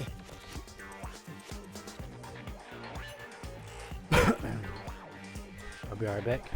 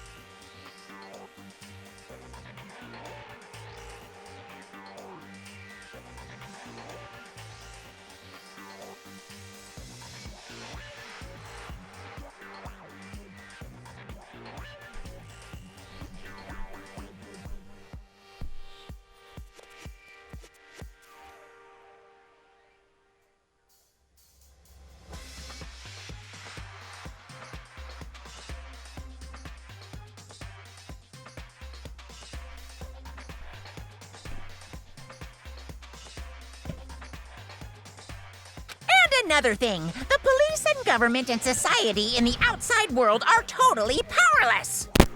I mean, they just let this idiotic bloodthirsty maniac go buck wild all over town. Sure, I'm a bloodthirsty maniac, but life is pain, right? To live is to hurt other people. It's a necessary evil if you want to survive. The act of living itself causes pain for everyone. Just kidding again! This should be enough to convince you. This murderous fiend is responsible for Chihiro's death. There's clearly a motive, so there should be no doubt. A motive? Remember what Monokuma told us? If someone didn't murder and graduate within 24 hours, an embarrassing memory or secret would be revealed. Well, let's assume that Toko's secret was about Genocide Jack. If a secret like that came to light, Toko's life would have undoubtedly been forever ruined. So she had a very clear motive to never have that side of herself exposed. Interesting. Very, very, very interesting.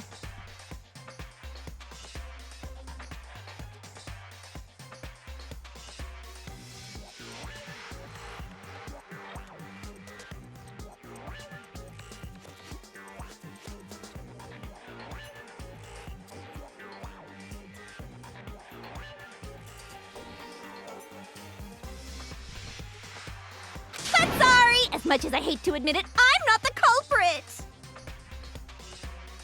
Huh?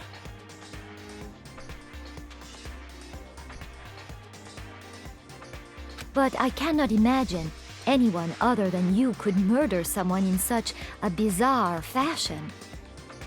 Maybe so, but nevertheless, it's the truth! Do you really expect any of us to believe you? Yeah! I could never believe a word you say, you monster!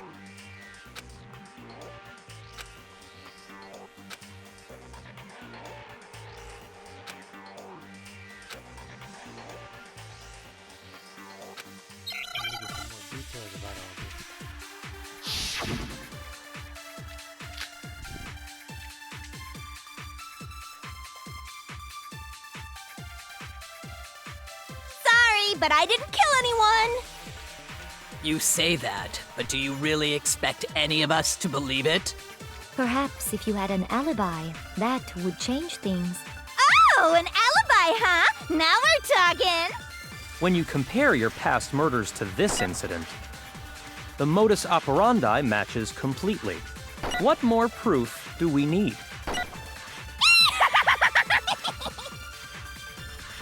Give it up.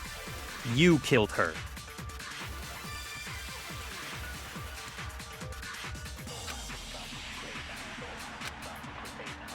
Sorry, but I didn't kill anyone!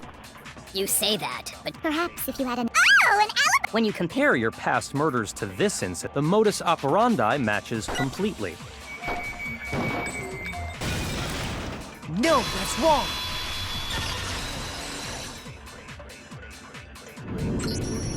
Are the methods of murder really exactly the same? I'm not so sure about that. I think there's a slight difference between the Genocide Jack cases and this one. Huh? How's it any different? Uh-oh, you don't know? Well then, human garbage, let me tell you! I murder with passion and conviction. I consider myself a professional, and I have a very particular way of doing things. Imagine you go to a fancy Italian restaurant. They're very picky about the noodles, the sauce, everything. But what happened to Chihiro? It'd be like if that same Italian restaurant started using ragu or Chef Boyardee. This is no creation of mine. Let me rephrase that in a way that maybe makes more sense. There are two clear differences between the Genocide Jack cases and this one.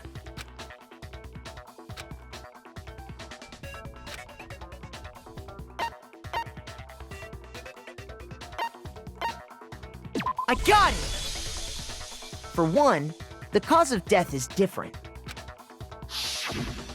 In the Genocide Jack murders, all the victims were killed the same way. According to the case file, they were all apparently killed with a pair of scissors. But Chihiro died from a blow to the head, right? Ah, yes. That is remarkably different from the other murders. Wouldn't it be strange for someone who kills the same way without fail to suddenly change their method? And there's more. One more conflicting detail. That's right! In my recipe of murder, if the bloody message is the tortellini, then the arrangement of the body would be the pesto sauce! Could you please stop comparing killing people to cooking? So, are you saying the other difference has to do with how the body was arranged?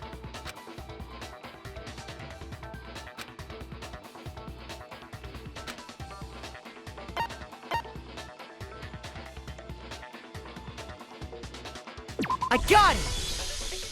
Do you remember what the killer used to suspend her? They'd use some kind of rope to hang her up by her wrists. What is your point? Well, in all the previous Genocide Jack cases, something else was used to suspend them. Specifically, pairs of razor-sharp scissors. And guess what? I use my own specially designed scissors for the murders and the arrangement. Like I said, I'm a professional, so naturally I'm very picky about the tools I use. And you know what else? Big Mac said there's two differences, but he's wrong. Big Mac? Are you referring to me? Listen up, Big Mac. There's actually one more difference. Huh? My word, you really didn't notice? Take a look at who the victims were in each Genocide Jack case. There's a pattern there, just waiting to be discovered. A pattern? Figure that out, and it'll be plain as death why I couldn't have possibly killed that little lolly girl.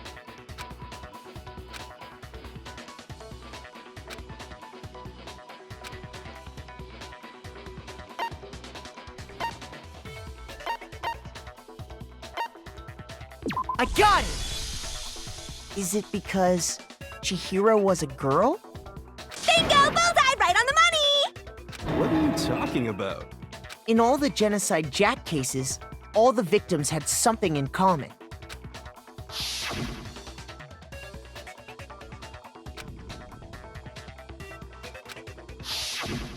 They were all guys? That's right! The people I kill with such passion and conviction are all adorable little men! I can't believe I said it! I'm so embarrassed! The hell is wrong with you? I can't help it! I'm just a full-throttle boy-on-boy fangirl, and the mopey side of me just hates it. But now I'm on the fast track to becoming a full-fledged fan madam! So, since Chihiro was a girl and not an adorable little man, you wouldn't kill her? Would an Italian chef suddenly start making ramen just because they're both noodles? Don't be stupid. I have too much passion and conviction to cross that line. That's the absolute reality of the one and only. We get it. You've clearly explained your hobby and your philosophy. But that's not all there is to it. It's a different matter entirely, when you're forced to kill in order to survive. Quiet, lowly cur! Lowly? Cur? I would never kill for a reason as petty as mere survival. And if by some fluke I did kill to survive, why would I bother with the message and arrangement? It'd make me the obvious suspect! That does make some amount of sense. Plus, whatever reason I have for killing, I would never leave out my prized scissors. Who would go out of their way to use a big, stupid, heavy dumbbell? Maybe you used the dumbbell because you couldn't find any scissors in the school? Any scissors? I don't just use any scissors. I only use my own set of high-class envy of the entire world scissors! Okay, whatever. There still aren't any in the school. Are you sure about that? Da-da-da-da! She's fully equipped! That's right! So I can kill anywhere, anytime! Why would I resort to dumbbells or rope when I have my trusty scissors by my side? Go ahead, tell me I'm wrong! You can't, can you, gutter dogs, all of you! Not to mention, I have no clue how to tie a good knot. So rope's totally out of the question anyway! I have no idea what's going on anymore! Could such a heinous villain really be innocent? But the body really was suspended, right? And nobody but the police knew about that. Yeah. That's why we figured it had to be the real deal and not some copycat killer or whatever.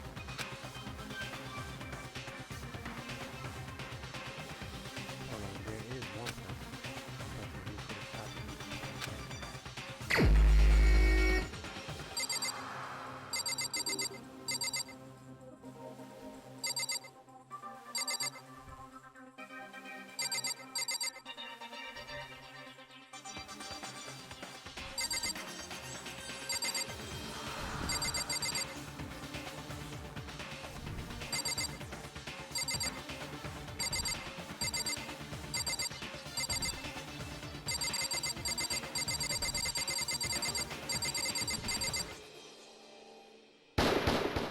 Here's my answer. Byakuya, it's possible you could have found out, isn't it? You'd have no problem gaining access to classified government documents or internal police records.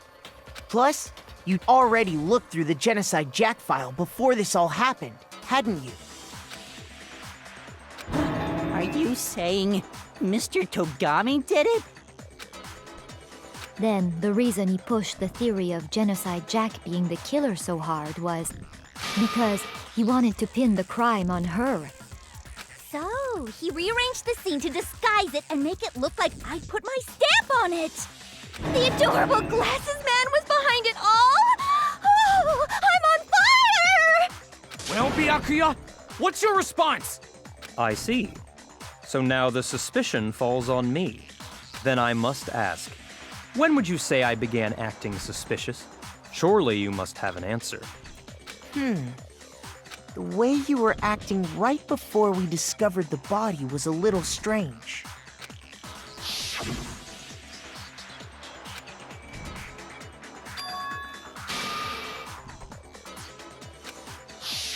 You wanted to go to the girls' locker room right away, right? But since you're a guy... I should have naturally thought of the boys' locker room first. Is that what you want to say? The victim was Chihiro, a girl. Hence why I said we should check the girls' locker room. Nothing strange about that, I'd say. On the contrary, there's something very strange. Okay then, what's so strange about it? Go ahead, share with the rest of the class.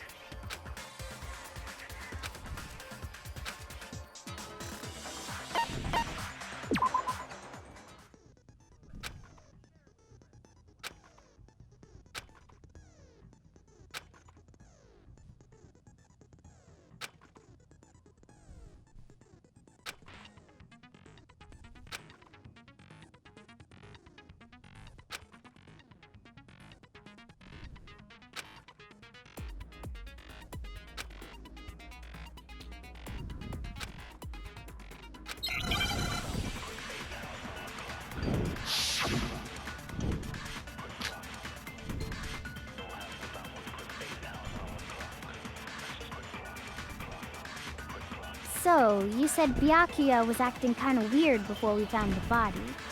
But he was acting weird... how? If you're presented with the opportunity to check out the girls' locker room, you absolutely take it! That's a natural reaction for any guy! The victim was Chihiro, who was a girl. So of course I would suggest we check the girls' locker room first. There was no time for pointless distractions. What's so strange about that? I wish you'd taken me with you.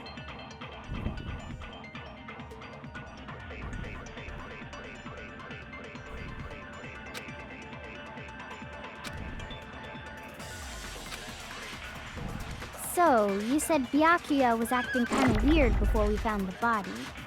But he was acting weird... how? If you're presented with the opportunity to check out the girls' locker room, you... That's a natural reaction for... The victim was Chihiro. No, that's wrong.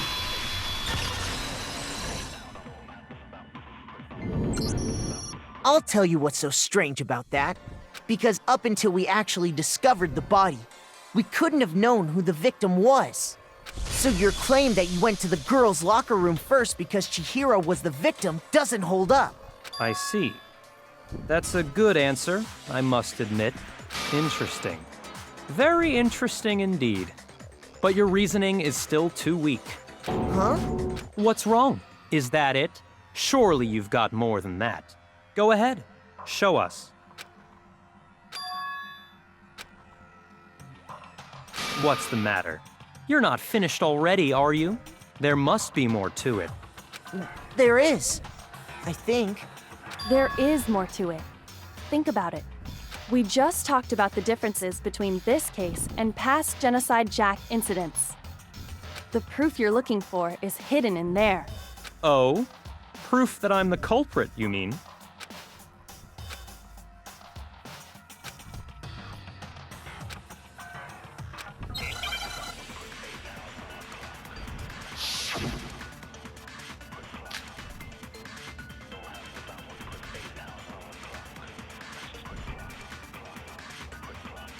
The difference between the cases?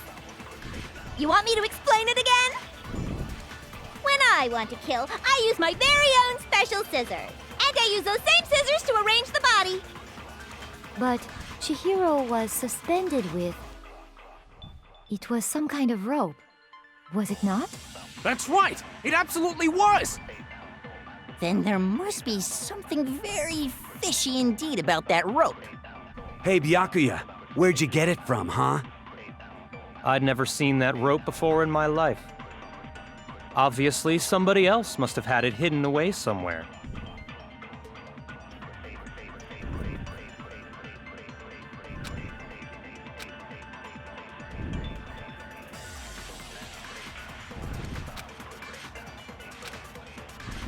What? The difference between the case? You want me to explain? When I want to kill, and I use those same... But, Chihiro, it was some kind of... That's right! Then there must be some... Hey, Byakuya. I'd never seen that rope before. Obviously, somebody else must have had it hidden away somewhere.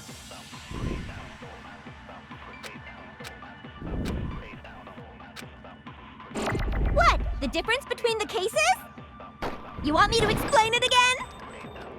When I want to kill, I use my very own special sense. And I use the same sense. But, Chihiro, it was some kind of... That's right! Then there must be some... Hey, Byakuya. I'd never seen that once before. No, that's wrong.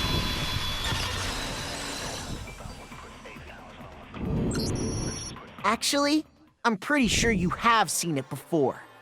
Because, you see, that rope, or should I say, that extension cord?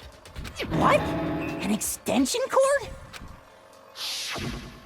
Byakuya, you've used the extension cord in the library more than once, haven't you? And the same extension cord that was in the library all this time went missing after the murder. And there's no way someone who uses that extension cord as much as you do wouldn't discover that fact.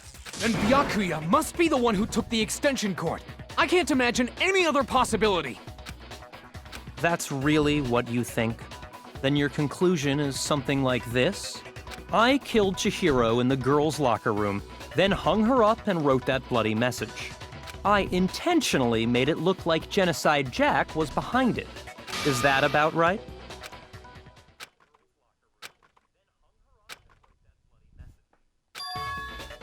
What's wrong? I asked you if you think that's what happened. Hell yes, that's what happened. So that's it, right? Byakuya's the killer. I don't disagree with not disagreeing. We kept calling this a game, right? So he'd be totally willing to do something like this to win. Sorry, but could we hold on just a second? I think we need to talk about this a little more. Huh?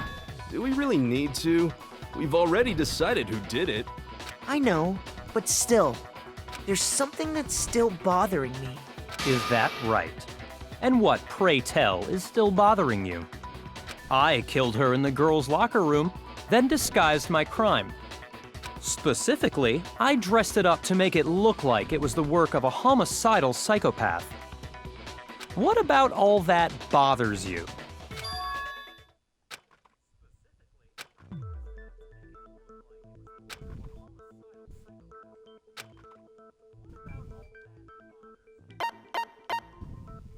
I got it! You say you killed Chihiro in the girls' locker room, right? But are you sure about that? Isn't it possible that the murder took place somewhere else? How disappointing. What kind of question is that? Even in the world of disappointments, this is a true letdown. She was found dead in the girls' locker room. There is absolutely no question about that. How could the scene of the crime have been anywhere else? Well, I think it's entirely possible that she was killed somewhere else, then carried there later, along with the rest of the murder scene. The rest of the murder scene? That was awfully specific. Please tell me you have a reason for saying all of that. I believe I do.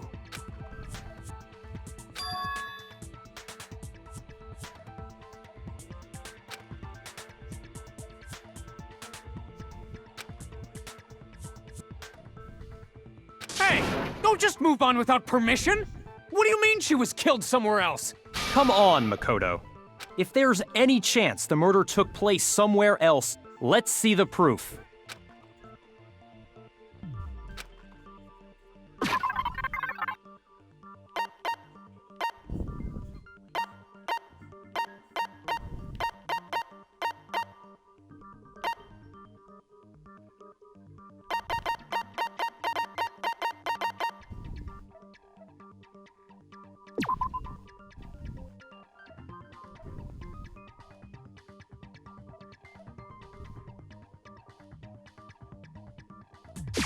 I got it! The proof that she was killed somewhere else is the poster that's hanging in each locker room. Your proof is some posters? The poster in the girls' locker room was a picture of a big-boobed supermodel. But don't you think that's kind of strange? Why would the girls' locker room have a poster like that? I bet those massive jugs of hers were totally fake! Meanwhile, the boys' locker room had A poster of the super popular boy band Tornado. Again, that doesn't really seem to belong in a boy's locker room. So you're saying that maybe the posters were switched? And there's one other thing I noticed about the locker rooms. You know what I'm talking about, right, Sakura?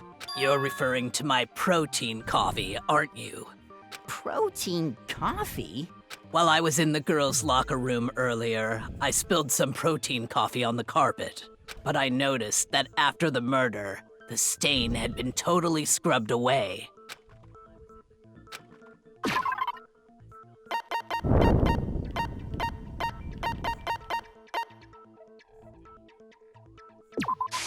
I got it!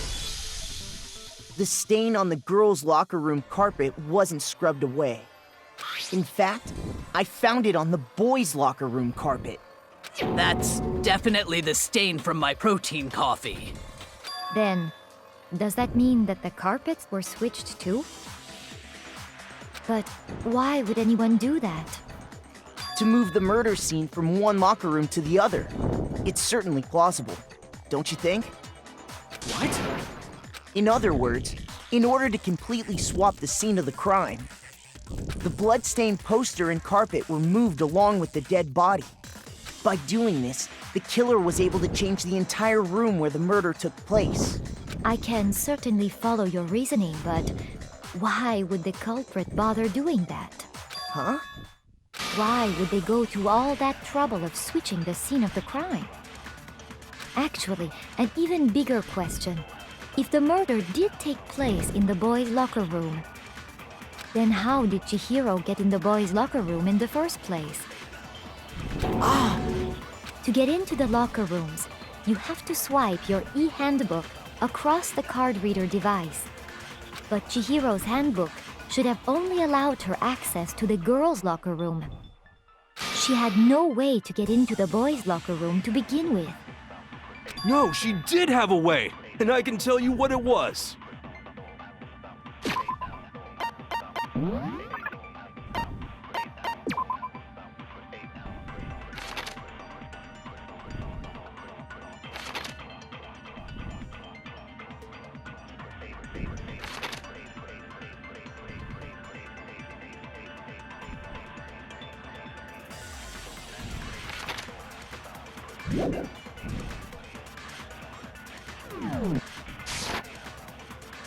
I highly doubt that. Shut up! I'm telling you, I know how she could have done it.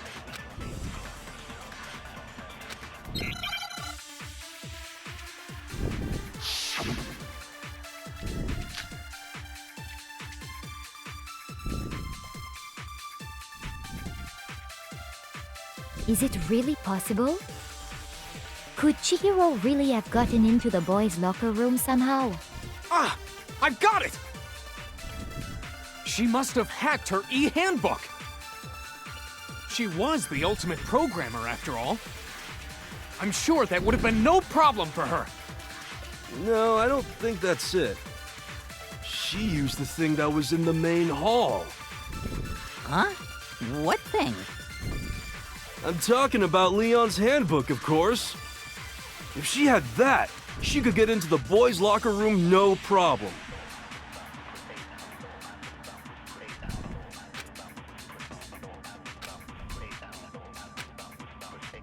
Is it really possible? Could Chihiro really have... She must have hacked. She was the ultimate. I'm sure that would have been... No, I don't think that... She used the thing that was in the main hall. Huh? What thing? I'm talking about Leon's handbook. No, that's wrong!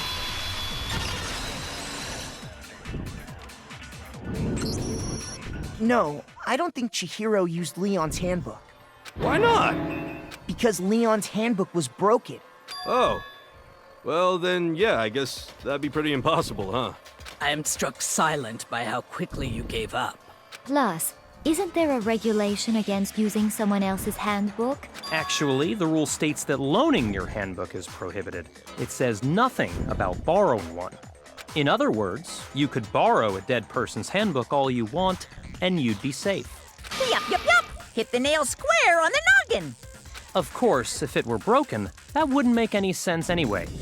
So then, she must have hacked hers, like I said. She used her ultimate programmer skills and... Psst! You can't fix an e-handbook. The instant you open one up, a security buzzer starts blaring. So, if she didn't use Leon's handbook, and she didn't modify her own handbook... Maybe Mr. Naegi's initial assumption is just wrong? It seems like there's no way she could have got into the boys' locker room. So I guess so. Okay then, I vote for Byakuya.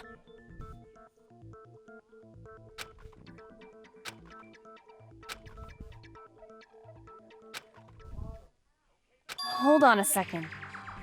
I agree with you, though. I think you're on the right track. What the?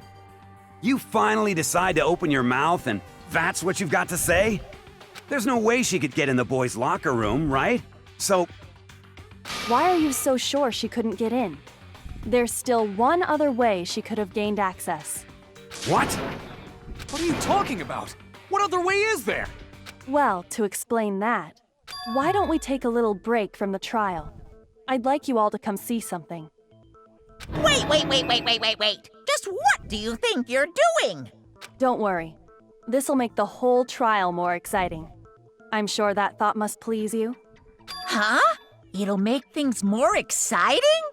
Well, all right then. I declare an official class trial recess. Huh? For real?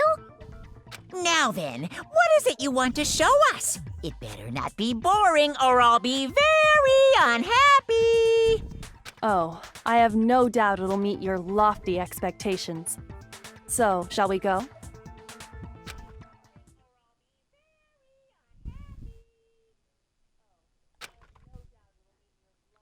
We headed off with Kyoko in the lead. And where she took us was...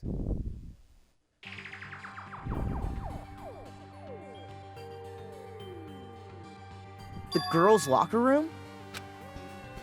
We've already searched this place top to bottom! What are you trying to pull, Missy? I'd like you to examine the victim's body one more time. Be sure to examine the entire body very carefully. Examine her carefully? Like using our hands? No way! It's probably best if I don't run my hands all over a girl's dead body. It's not that I'm creeped out or anything, it's just... based on religious grounds, you know? Very well. I'll do it.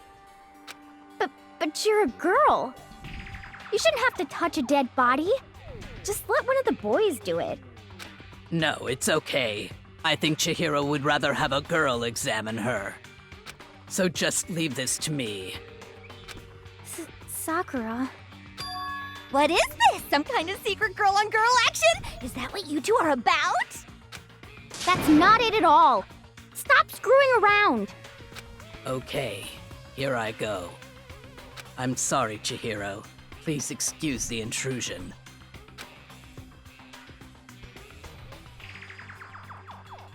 Be sure to check her entire body, and I believe we will solve this particular mystery.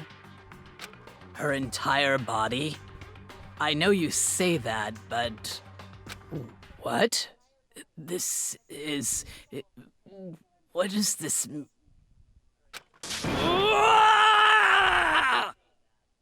What is it? Not possible. It's not possible. Sakura's eyes were staring wildly at Chihiro's lifeless form. Her massive frame trembled. This girl is what? Is a boy! Ah, I see. So she was actually a he. Interesting. Thank you for confirming this fact. What? You're joking, right? I wouldn't joke about this. Then it's really true? Chihiro was a guy? Oh, what? You guys didn't know? Heck, I knew that right off the bat. Chihiro Fujisaki was totally a guy. Then he was a cross-dresser? Oh, no, I'm really on fire! I wish I had killed him! So that's what Kyoko wanted to show everyone, huh? Interesting. Yes, that certainly does make things much more exciting. Now let's ride this wave of excitement back to the courtroom and get back to the trial.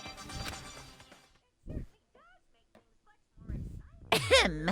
I do apologize for keeping you waiting. Now then, let's resume the class trial. We've all just learned of the shocking revelation that Chihiro was actually a boy. Let's pick up from there. Yes, well, I don't know his reason for hiding it, but the fact is, Chihiro was not a girl, but a boy.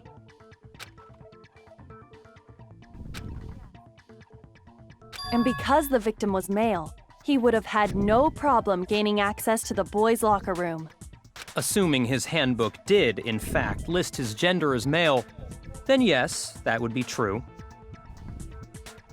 Of course his handbook said he was a boy. He dressed like a girl, but he was a boy through and through.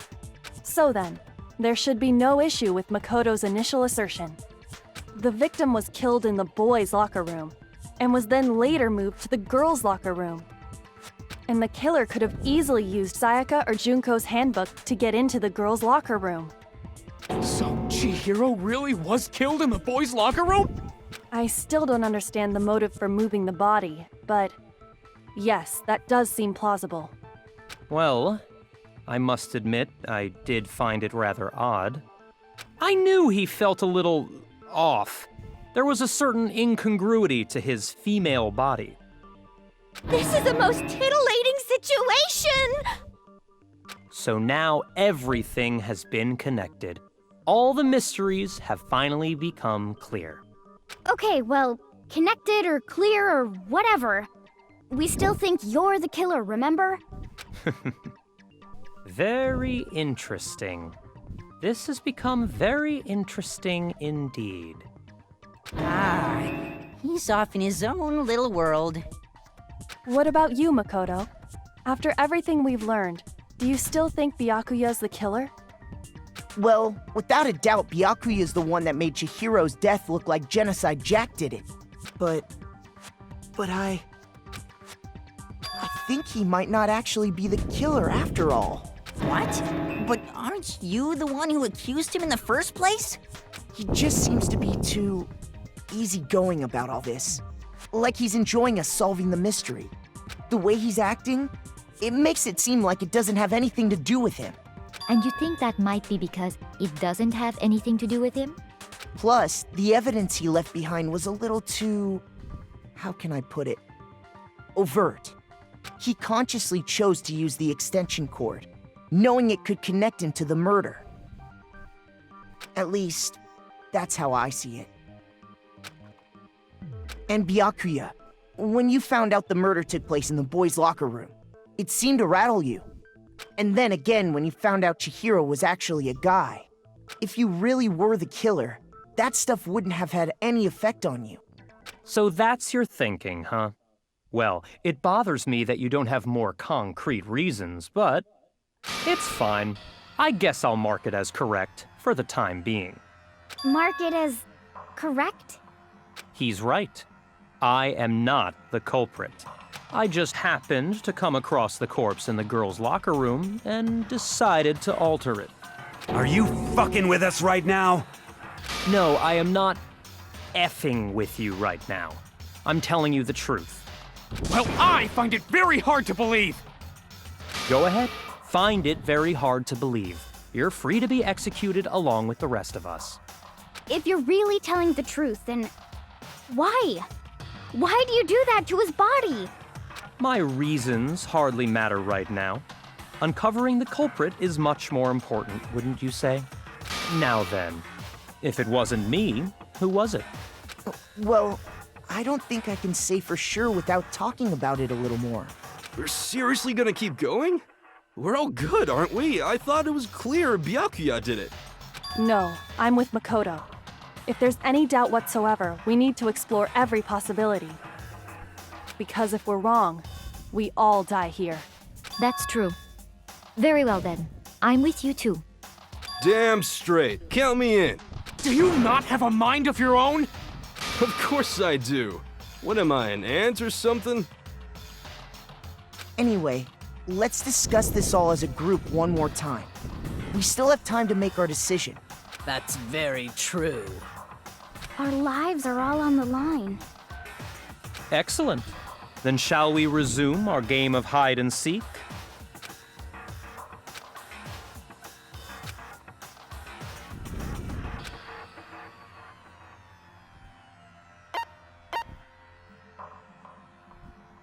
I got it!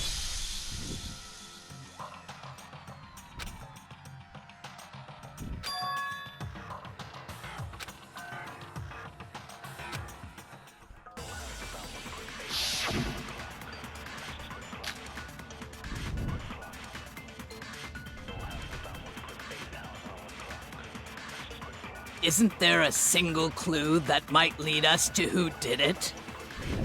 Well, clues are one thing, but... Did nobody get a look at the killer? I'm sure if someone saw the killer, they would have said something by now. Perhaps someone saw the victim at some point. Even that might be enough for now. Yeah. All we need right now is any kind of new info. It's over. It's all over. You want to know who saw the victim? The killer! And only the killer! And it's not like they're just gonna turn themselves in. Game over, man! Game over! Yeah! No! Not game over!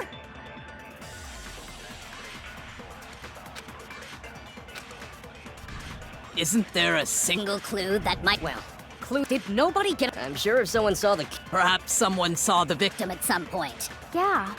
All we need right now... It's over. It's all over. You want to know who saw the victim? The killer. The killer. No, that's wrong.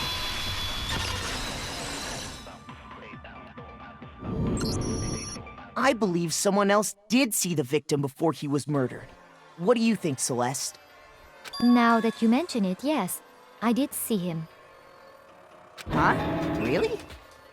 Oh, but I suppose only Makoto knows about this. The rest of you had no idea, did you?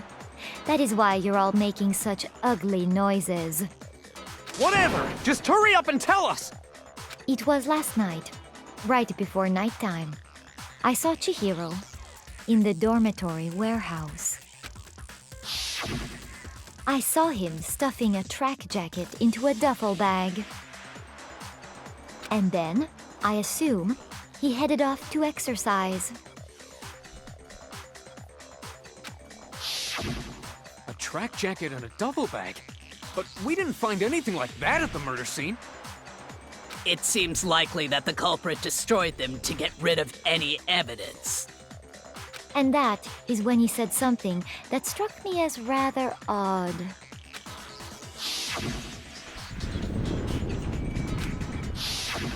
Chihiro told me he was in a hurry.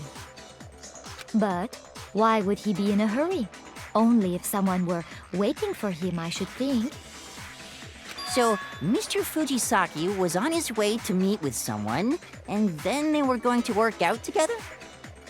But Hina and I had invited him to exercise with us plenty of times, and he always declined. Probably because he was afraid you'd find out the secret he was hiding, right? Which means that conversely, he must have trusted whoever he was meeting with very much. Enough so that he was willing to risk his secret being revealed. What a marvelous friendship! The point is, whoever he met up with is the culprit, right? So we just gotta figure out who it was. But knowing what we know, I can't even guess. No. You already have what you need to make the connection. Huh? You know who the killer is. Seriously? Who is it? Who's the killer? Think back to the track jacket and duffel bag the killer disposed of. Focus on the details of these items, and it should become obvious who was waiting for him. Are you sure about that? You really think we can figure out who did it based on 2 pieces of evidence that we don't have? What? You want to track down some fingerprints or something? Even if we had the equipment for that, we wouldn't know how to use it. As was noted, the evidence is already gone. There's nothing to get fingerprints from. Maybe, but we can make certain inferences if we just take the time to talk it out. Easy for you to say, but fine. Celeste, did you notice anything special about the bag or jacket? The bag was just a normal duffel bag from the warehouse. All the bags in there are the same, so I can't imagine what would make that one special. Well, if I remember right, there was a decent variety of tracksuits to choose from. Do you think there might be some connection between the culprit and Chihiro's jacket? Perhaps. Let's explore that and talk a bit more about the jacket he took.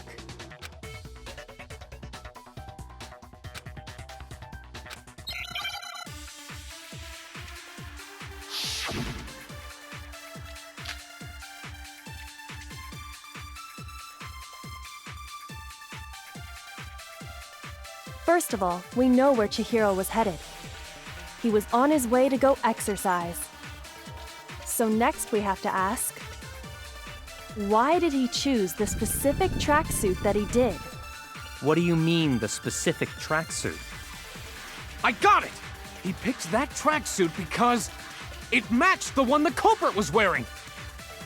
So, what you're saying is, the killer was wearing the same blue tracksuit as him? My tracksuit is black. I don't even have a tracksuit. 'Cause exercising sucks. I have a white tracksuit personally. I got it from the warehouse, if you must know. Did any of that really help us get any closer to figuring out who the culprit is? No way. Not a chance. You heard him, right? What he just said without even realizing it?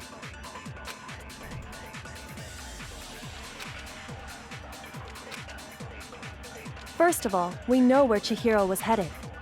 He was on his way to go exercise. So next we have to ask, why did he choose the specific tracksuit that he did? What do you mean, the specific tracksuit? I got it! He picked that tracksuit because it matched the one the culprit. So, the killer was wearing the same blue tracksuit as him? No, that's wrong.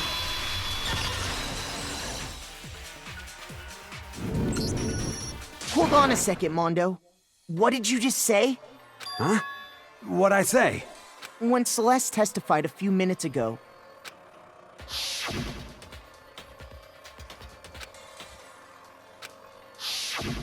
she never said anything about the jacket's color. So why did you say Chihiro's blue tracksuit? What are you... You just... Hey, Celeste, what color was Chihiro's tracksuit? As a matter of fact, it was blue. And before we began the trial, did you tell anyone that? The only one I told about any of this was you. Then, Mondo, how did you know what color Chihiro's tracksuit was? Because I just... I'm sure he saw the clothes at some point in the investigation. No, that can't be it. The bag and clothes were surely disposed of by the time we began our investigation. Then the only reason he could have known what color the tracksuit was is if he saw Cherry with it before he died! That's the only possibility!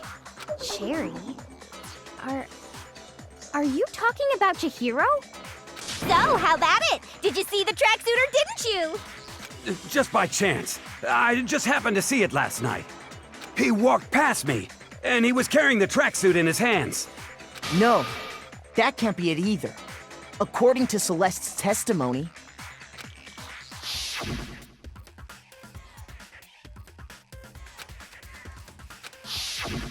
When Celeste noticed it, Chihiro made a point of making sure the jacket was completely in the bag. If you just ran into him briefly, you couldn't possibly have seen what color the tracksuit was. Yeah. It would appear you've dug your own grave. Perhaps. But you handed him the shovel, didn't you? That's why you said what you did. Focus on the tracksuit and it'll be obvious who he met with? What a bunch of nonsense. Ah, now I understand. It was all one big bluff, wasn't it? Your true intention was to draw a slip of the tongue from the culprit. That's why you said you knew who did it, to put them on edge. That's right. However, Mondo was my target all along. I had my suspicions about him from the very beginning. But why? What made you so suspicious? That's a good question.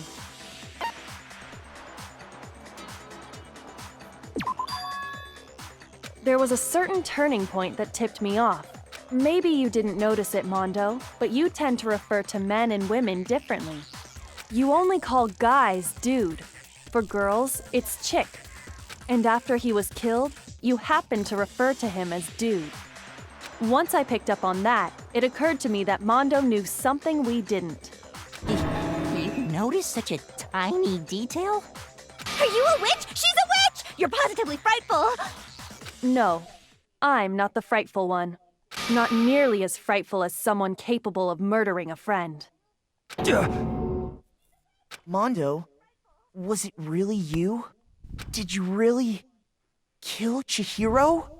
I didn't kill anyone!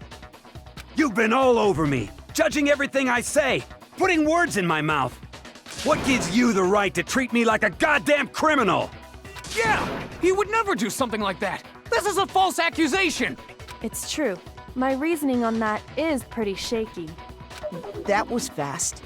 Well, this does present us with a problem. It seems we are all out of leads. My time has nearly come. That's what my little ghost friend is telling me. Oh yeah, that reminds me. Hifumi, weren't you telling me you'd found some evidence? Really? What kind of evidence? Actually, now that I'm thinking about it here calmly, it might not be all that relevant. Jeez, did your confidence just get up and walk away? It's fine, man. Just tell us.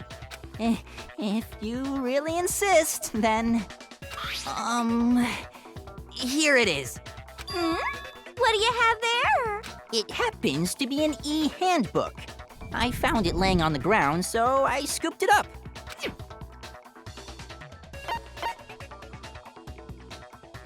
I got it! We know Chihiro's handbook was missing from the scene of the crime, right?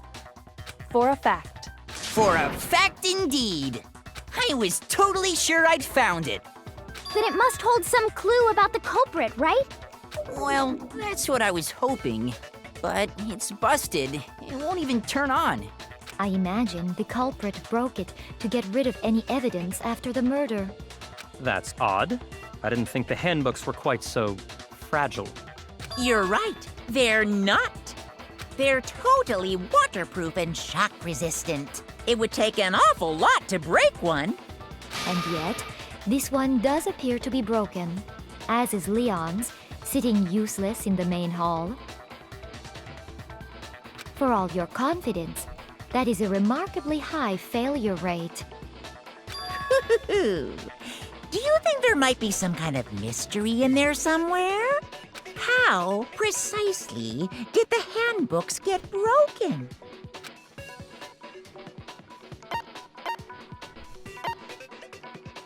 I got it! You already told us before that the handbook has one weak point, didn't you? Ah! You remember that? Sure, maybe I let that slip, but I never told anyone what the weak point actually was. But if the handbook is supposed to never break, and two of them broke in quick succession, then... Then we can only assume that someone's figured out its weakness. You know what the weakness is, right, Monokuma? So, what is it? Huh? You're asking me? I think it's a necessary piece of information if you want this to be a fair trial. But if I tell you, and someone else decides to copy it, that would be very not good. Just tell us already! Why would we want to break our own handbooks?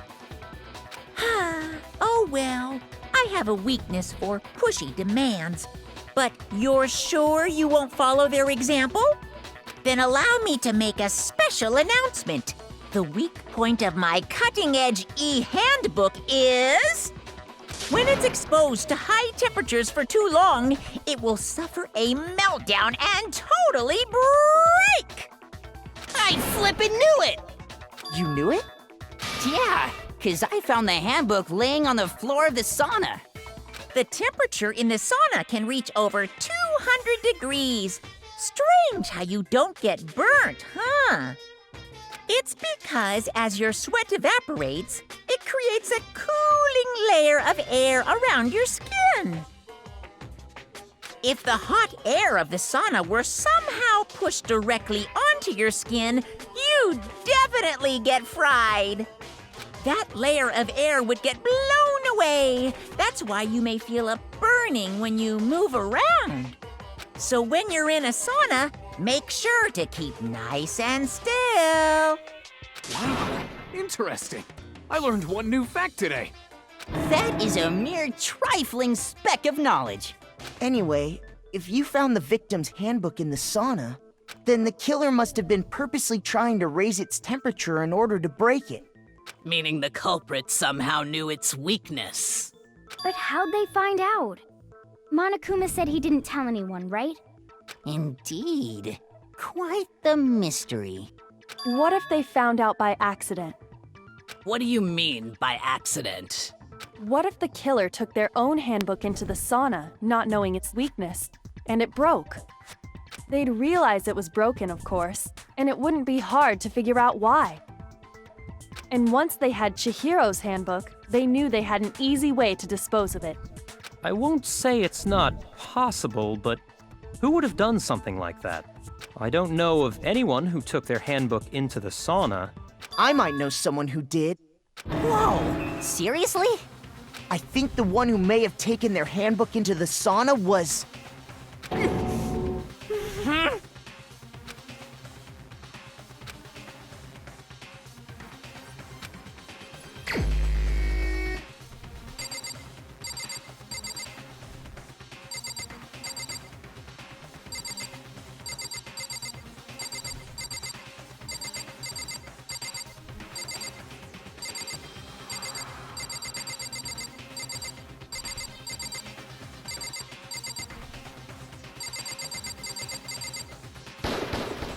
Here's my answer. Mondo, your handbook got broken in the sauna, didn't it? What? Why? Why do you keep accusing him? Mondo and Taka had an endurance contest in the sauna not too long ago, remember? And for the contest, Mondo just so happened to keep his school uniform on. But little did he realize, he'd also left his handbook in one of his uniform pockets. And when it was all over, Mondo discovered that taking your handbook into the sauna could easily destroy it. No, wait, hold on. You've got it all wrong. He would never kill. I don't accept this. Show me the proof. The actual solid proof.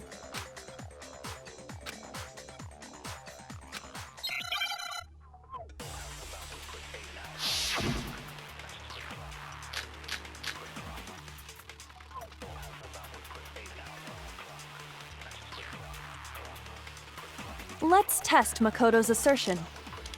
If what he says is correct, then Mondo, you broke your own handbook. In other words, if Mondo's handbook is actually broken, then that proves that what Makoto said is right. Well, my goddamn handbook works just fine! See? Look! Makoto was wrong after all! Mondo wouldn't hurt a fly!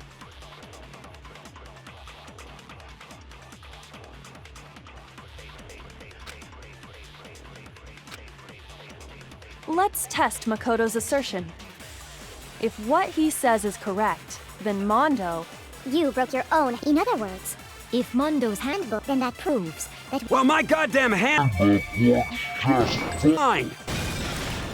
No, that's wrong.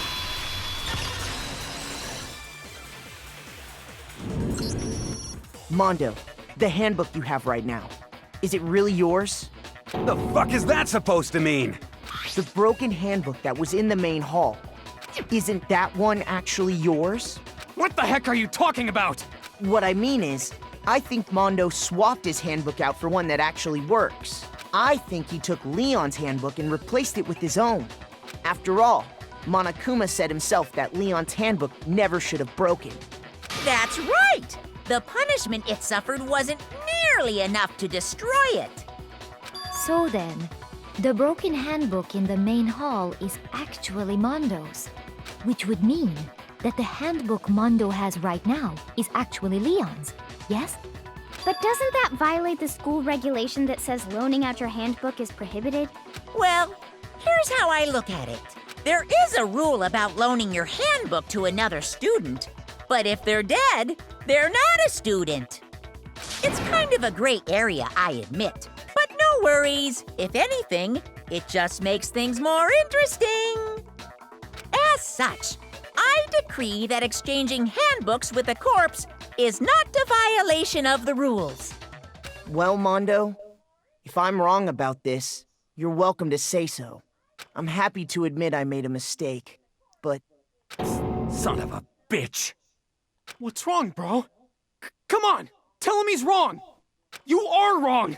You have to be wrong! Everything you just said is wrong! You made it all up! Okay, then why don't we look back on this case one more time, from the beginning? That way, everything will become clear, and we'll all see if I was right or wrong.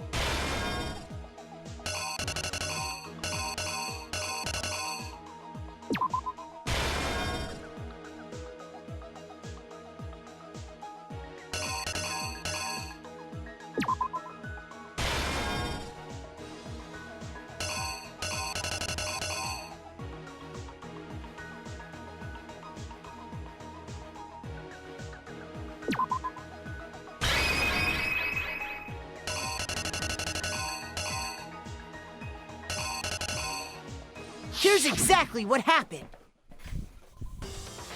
First, let's take a look back to before the incident. Last night, Celeste saw Chihiro in the warehouse, correct? At the time, she was apparently stuffing something into a duffel bag.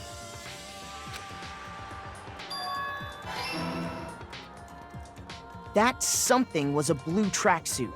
You can confirm this, right, Celeste?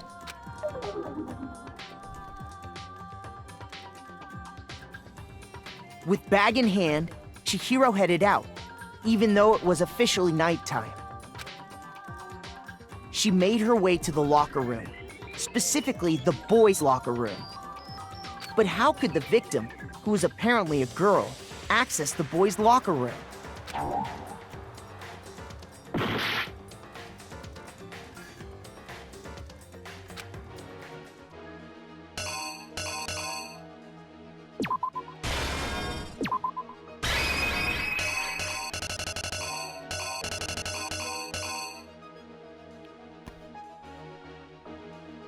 Here's exactly what happened.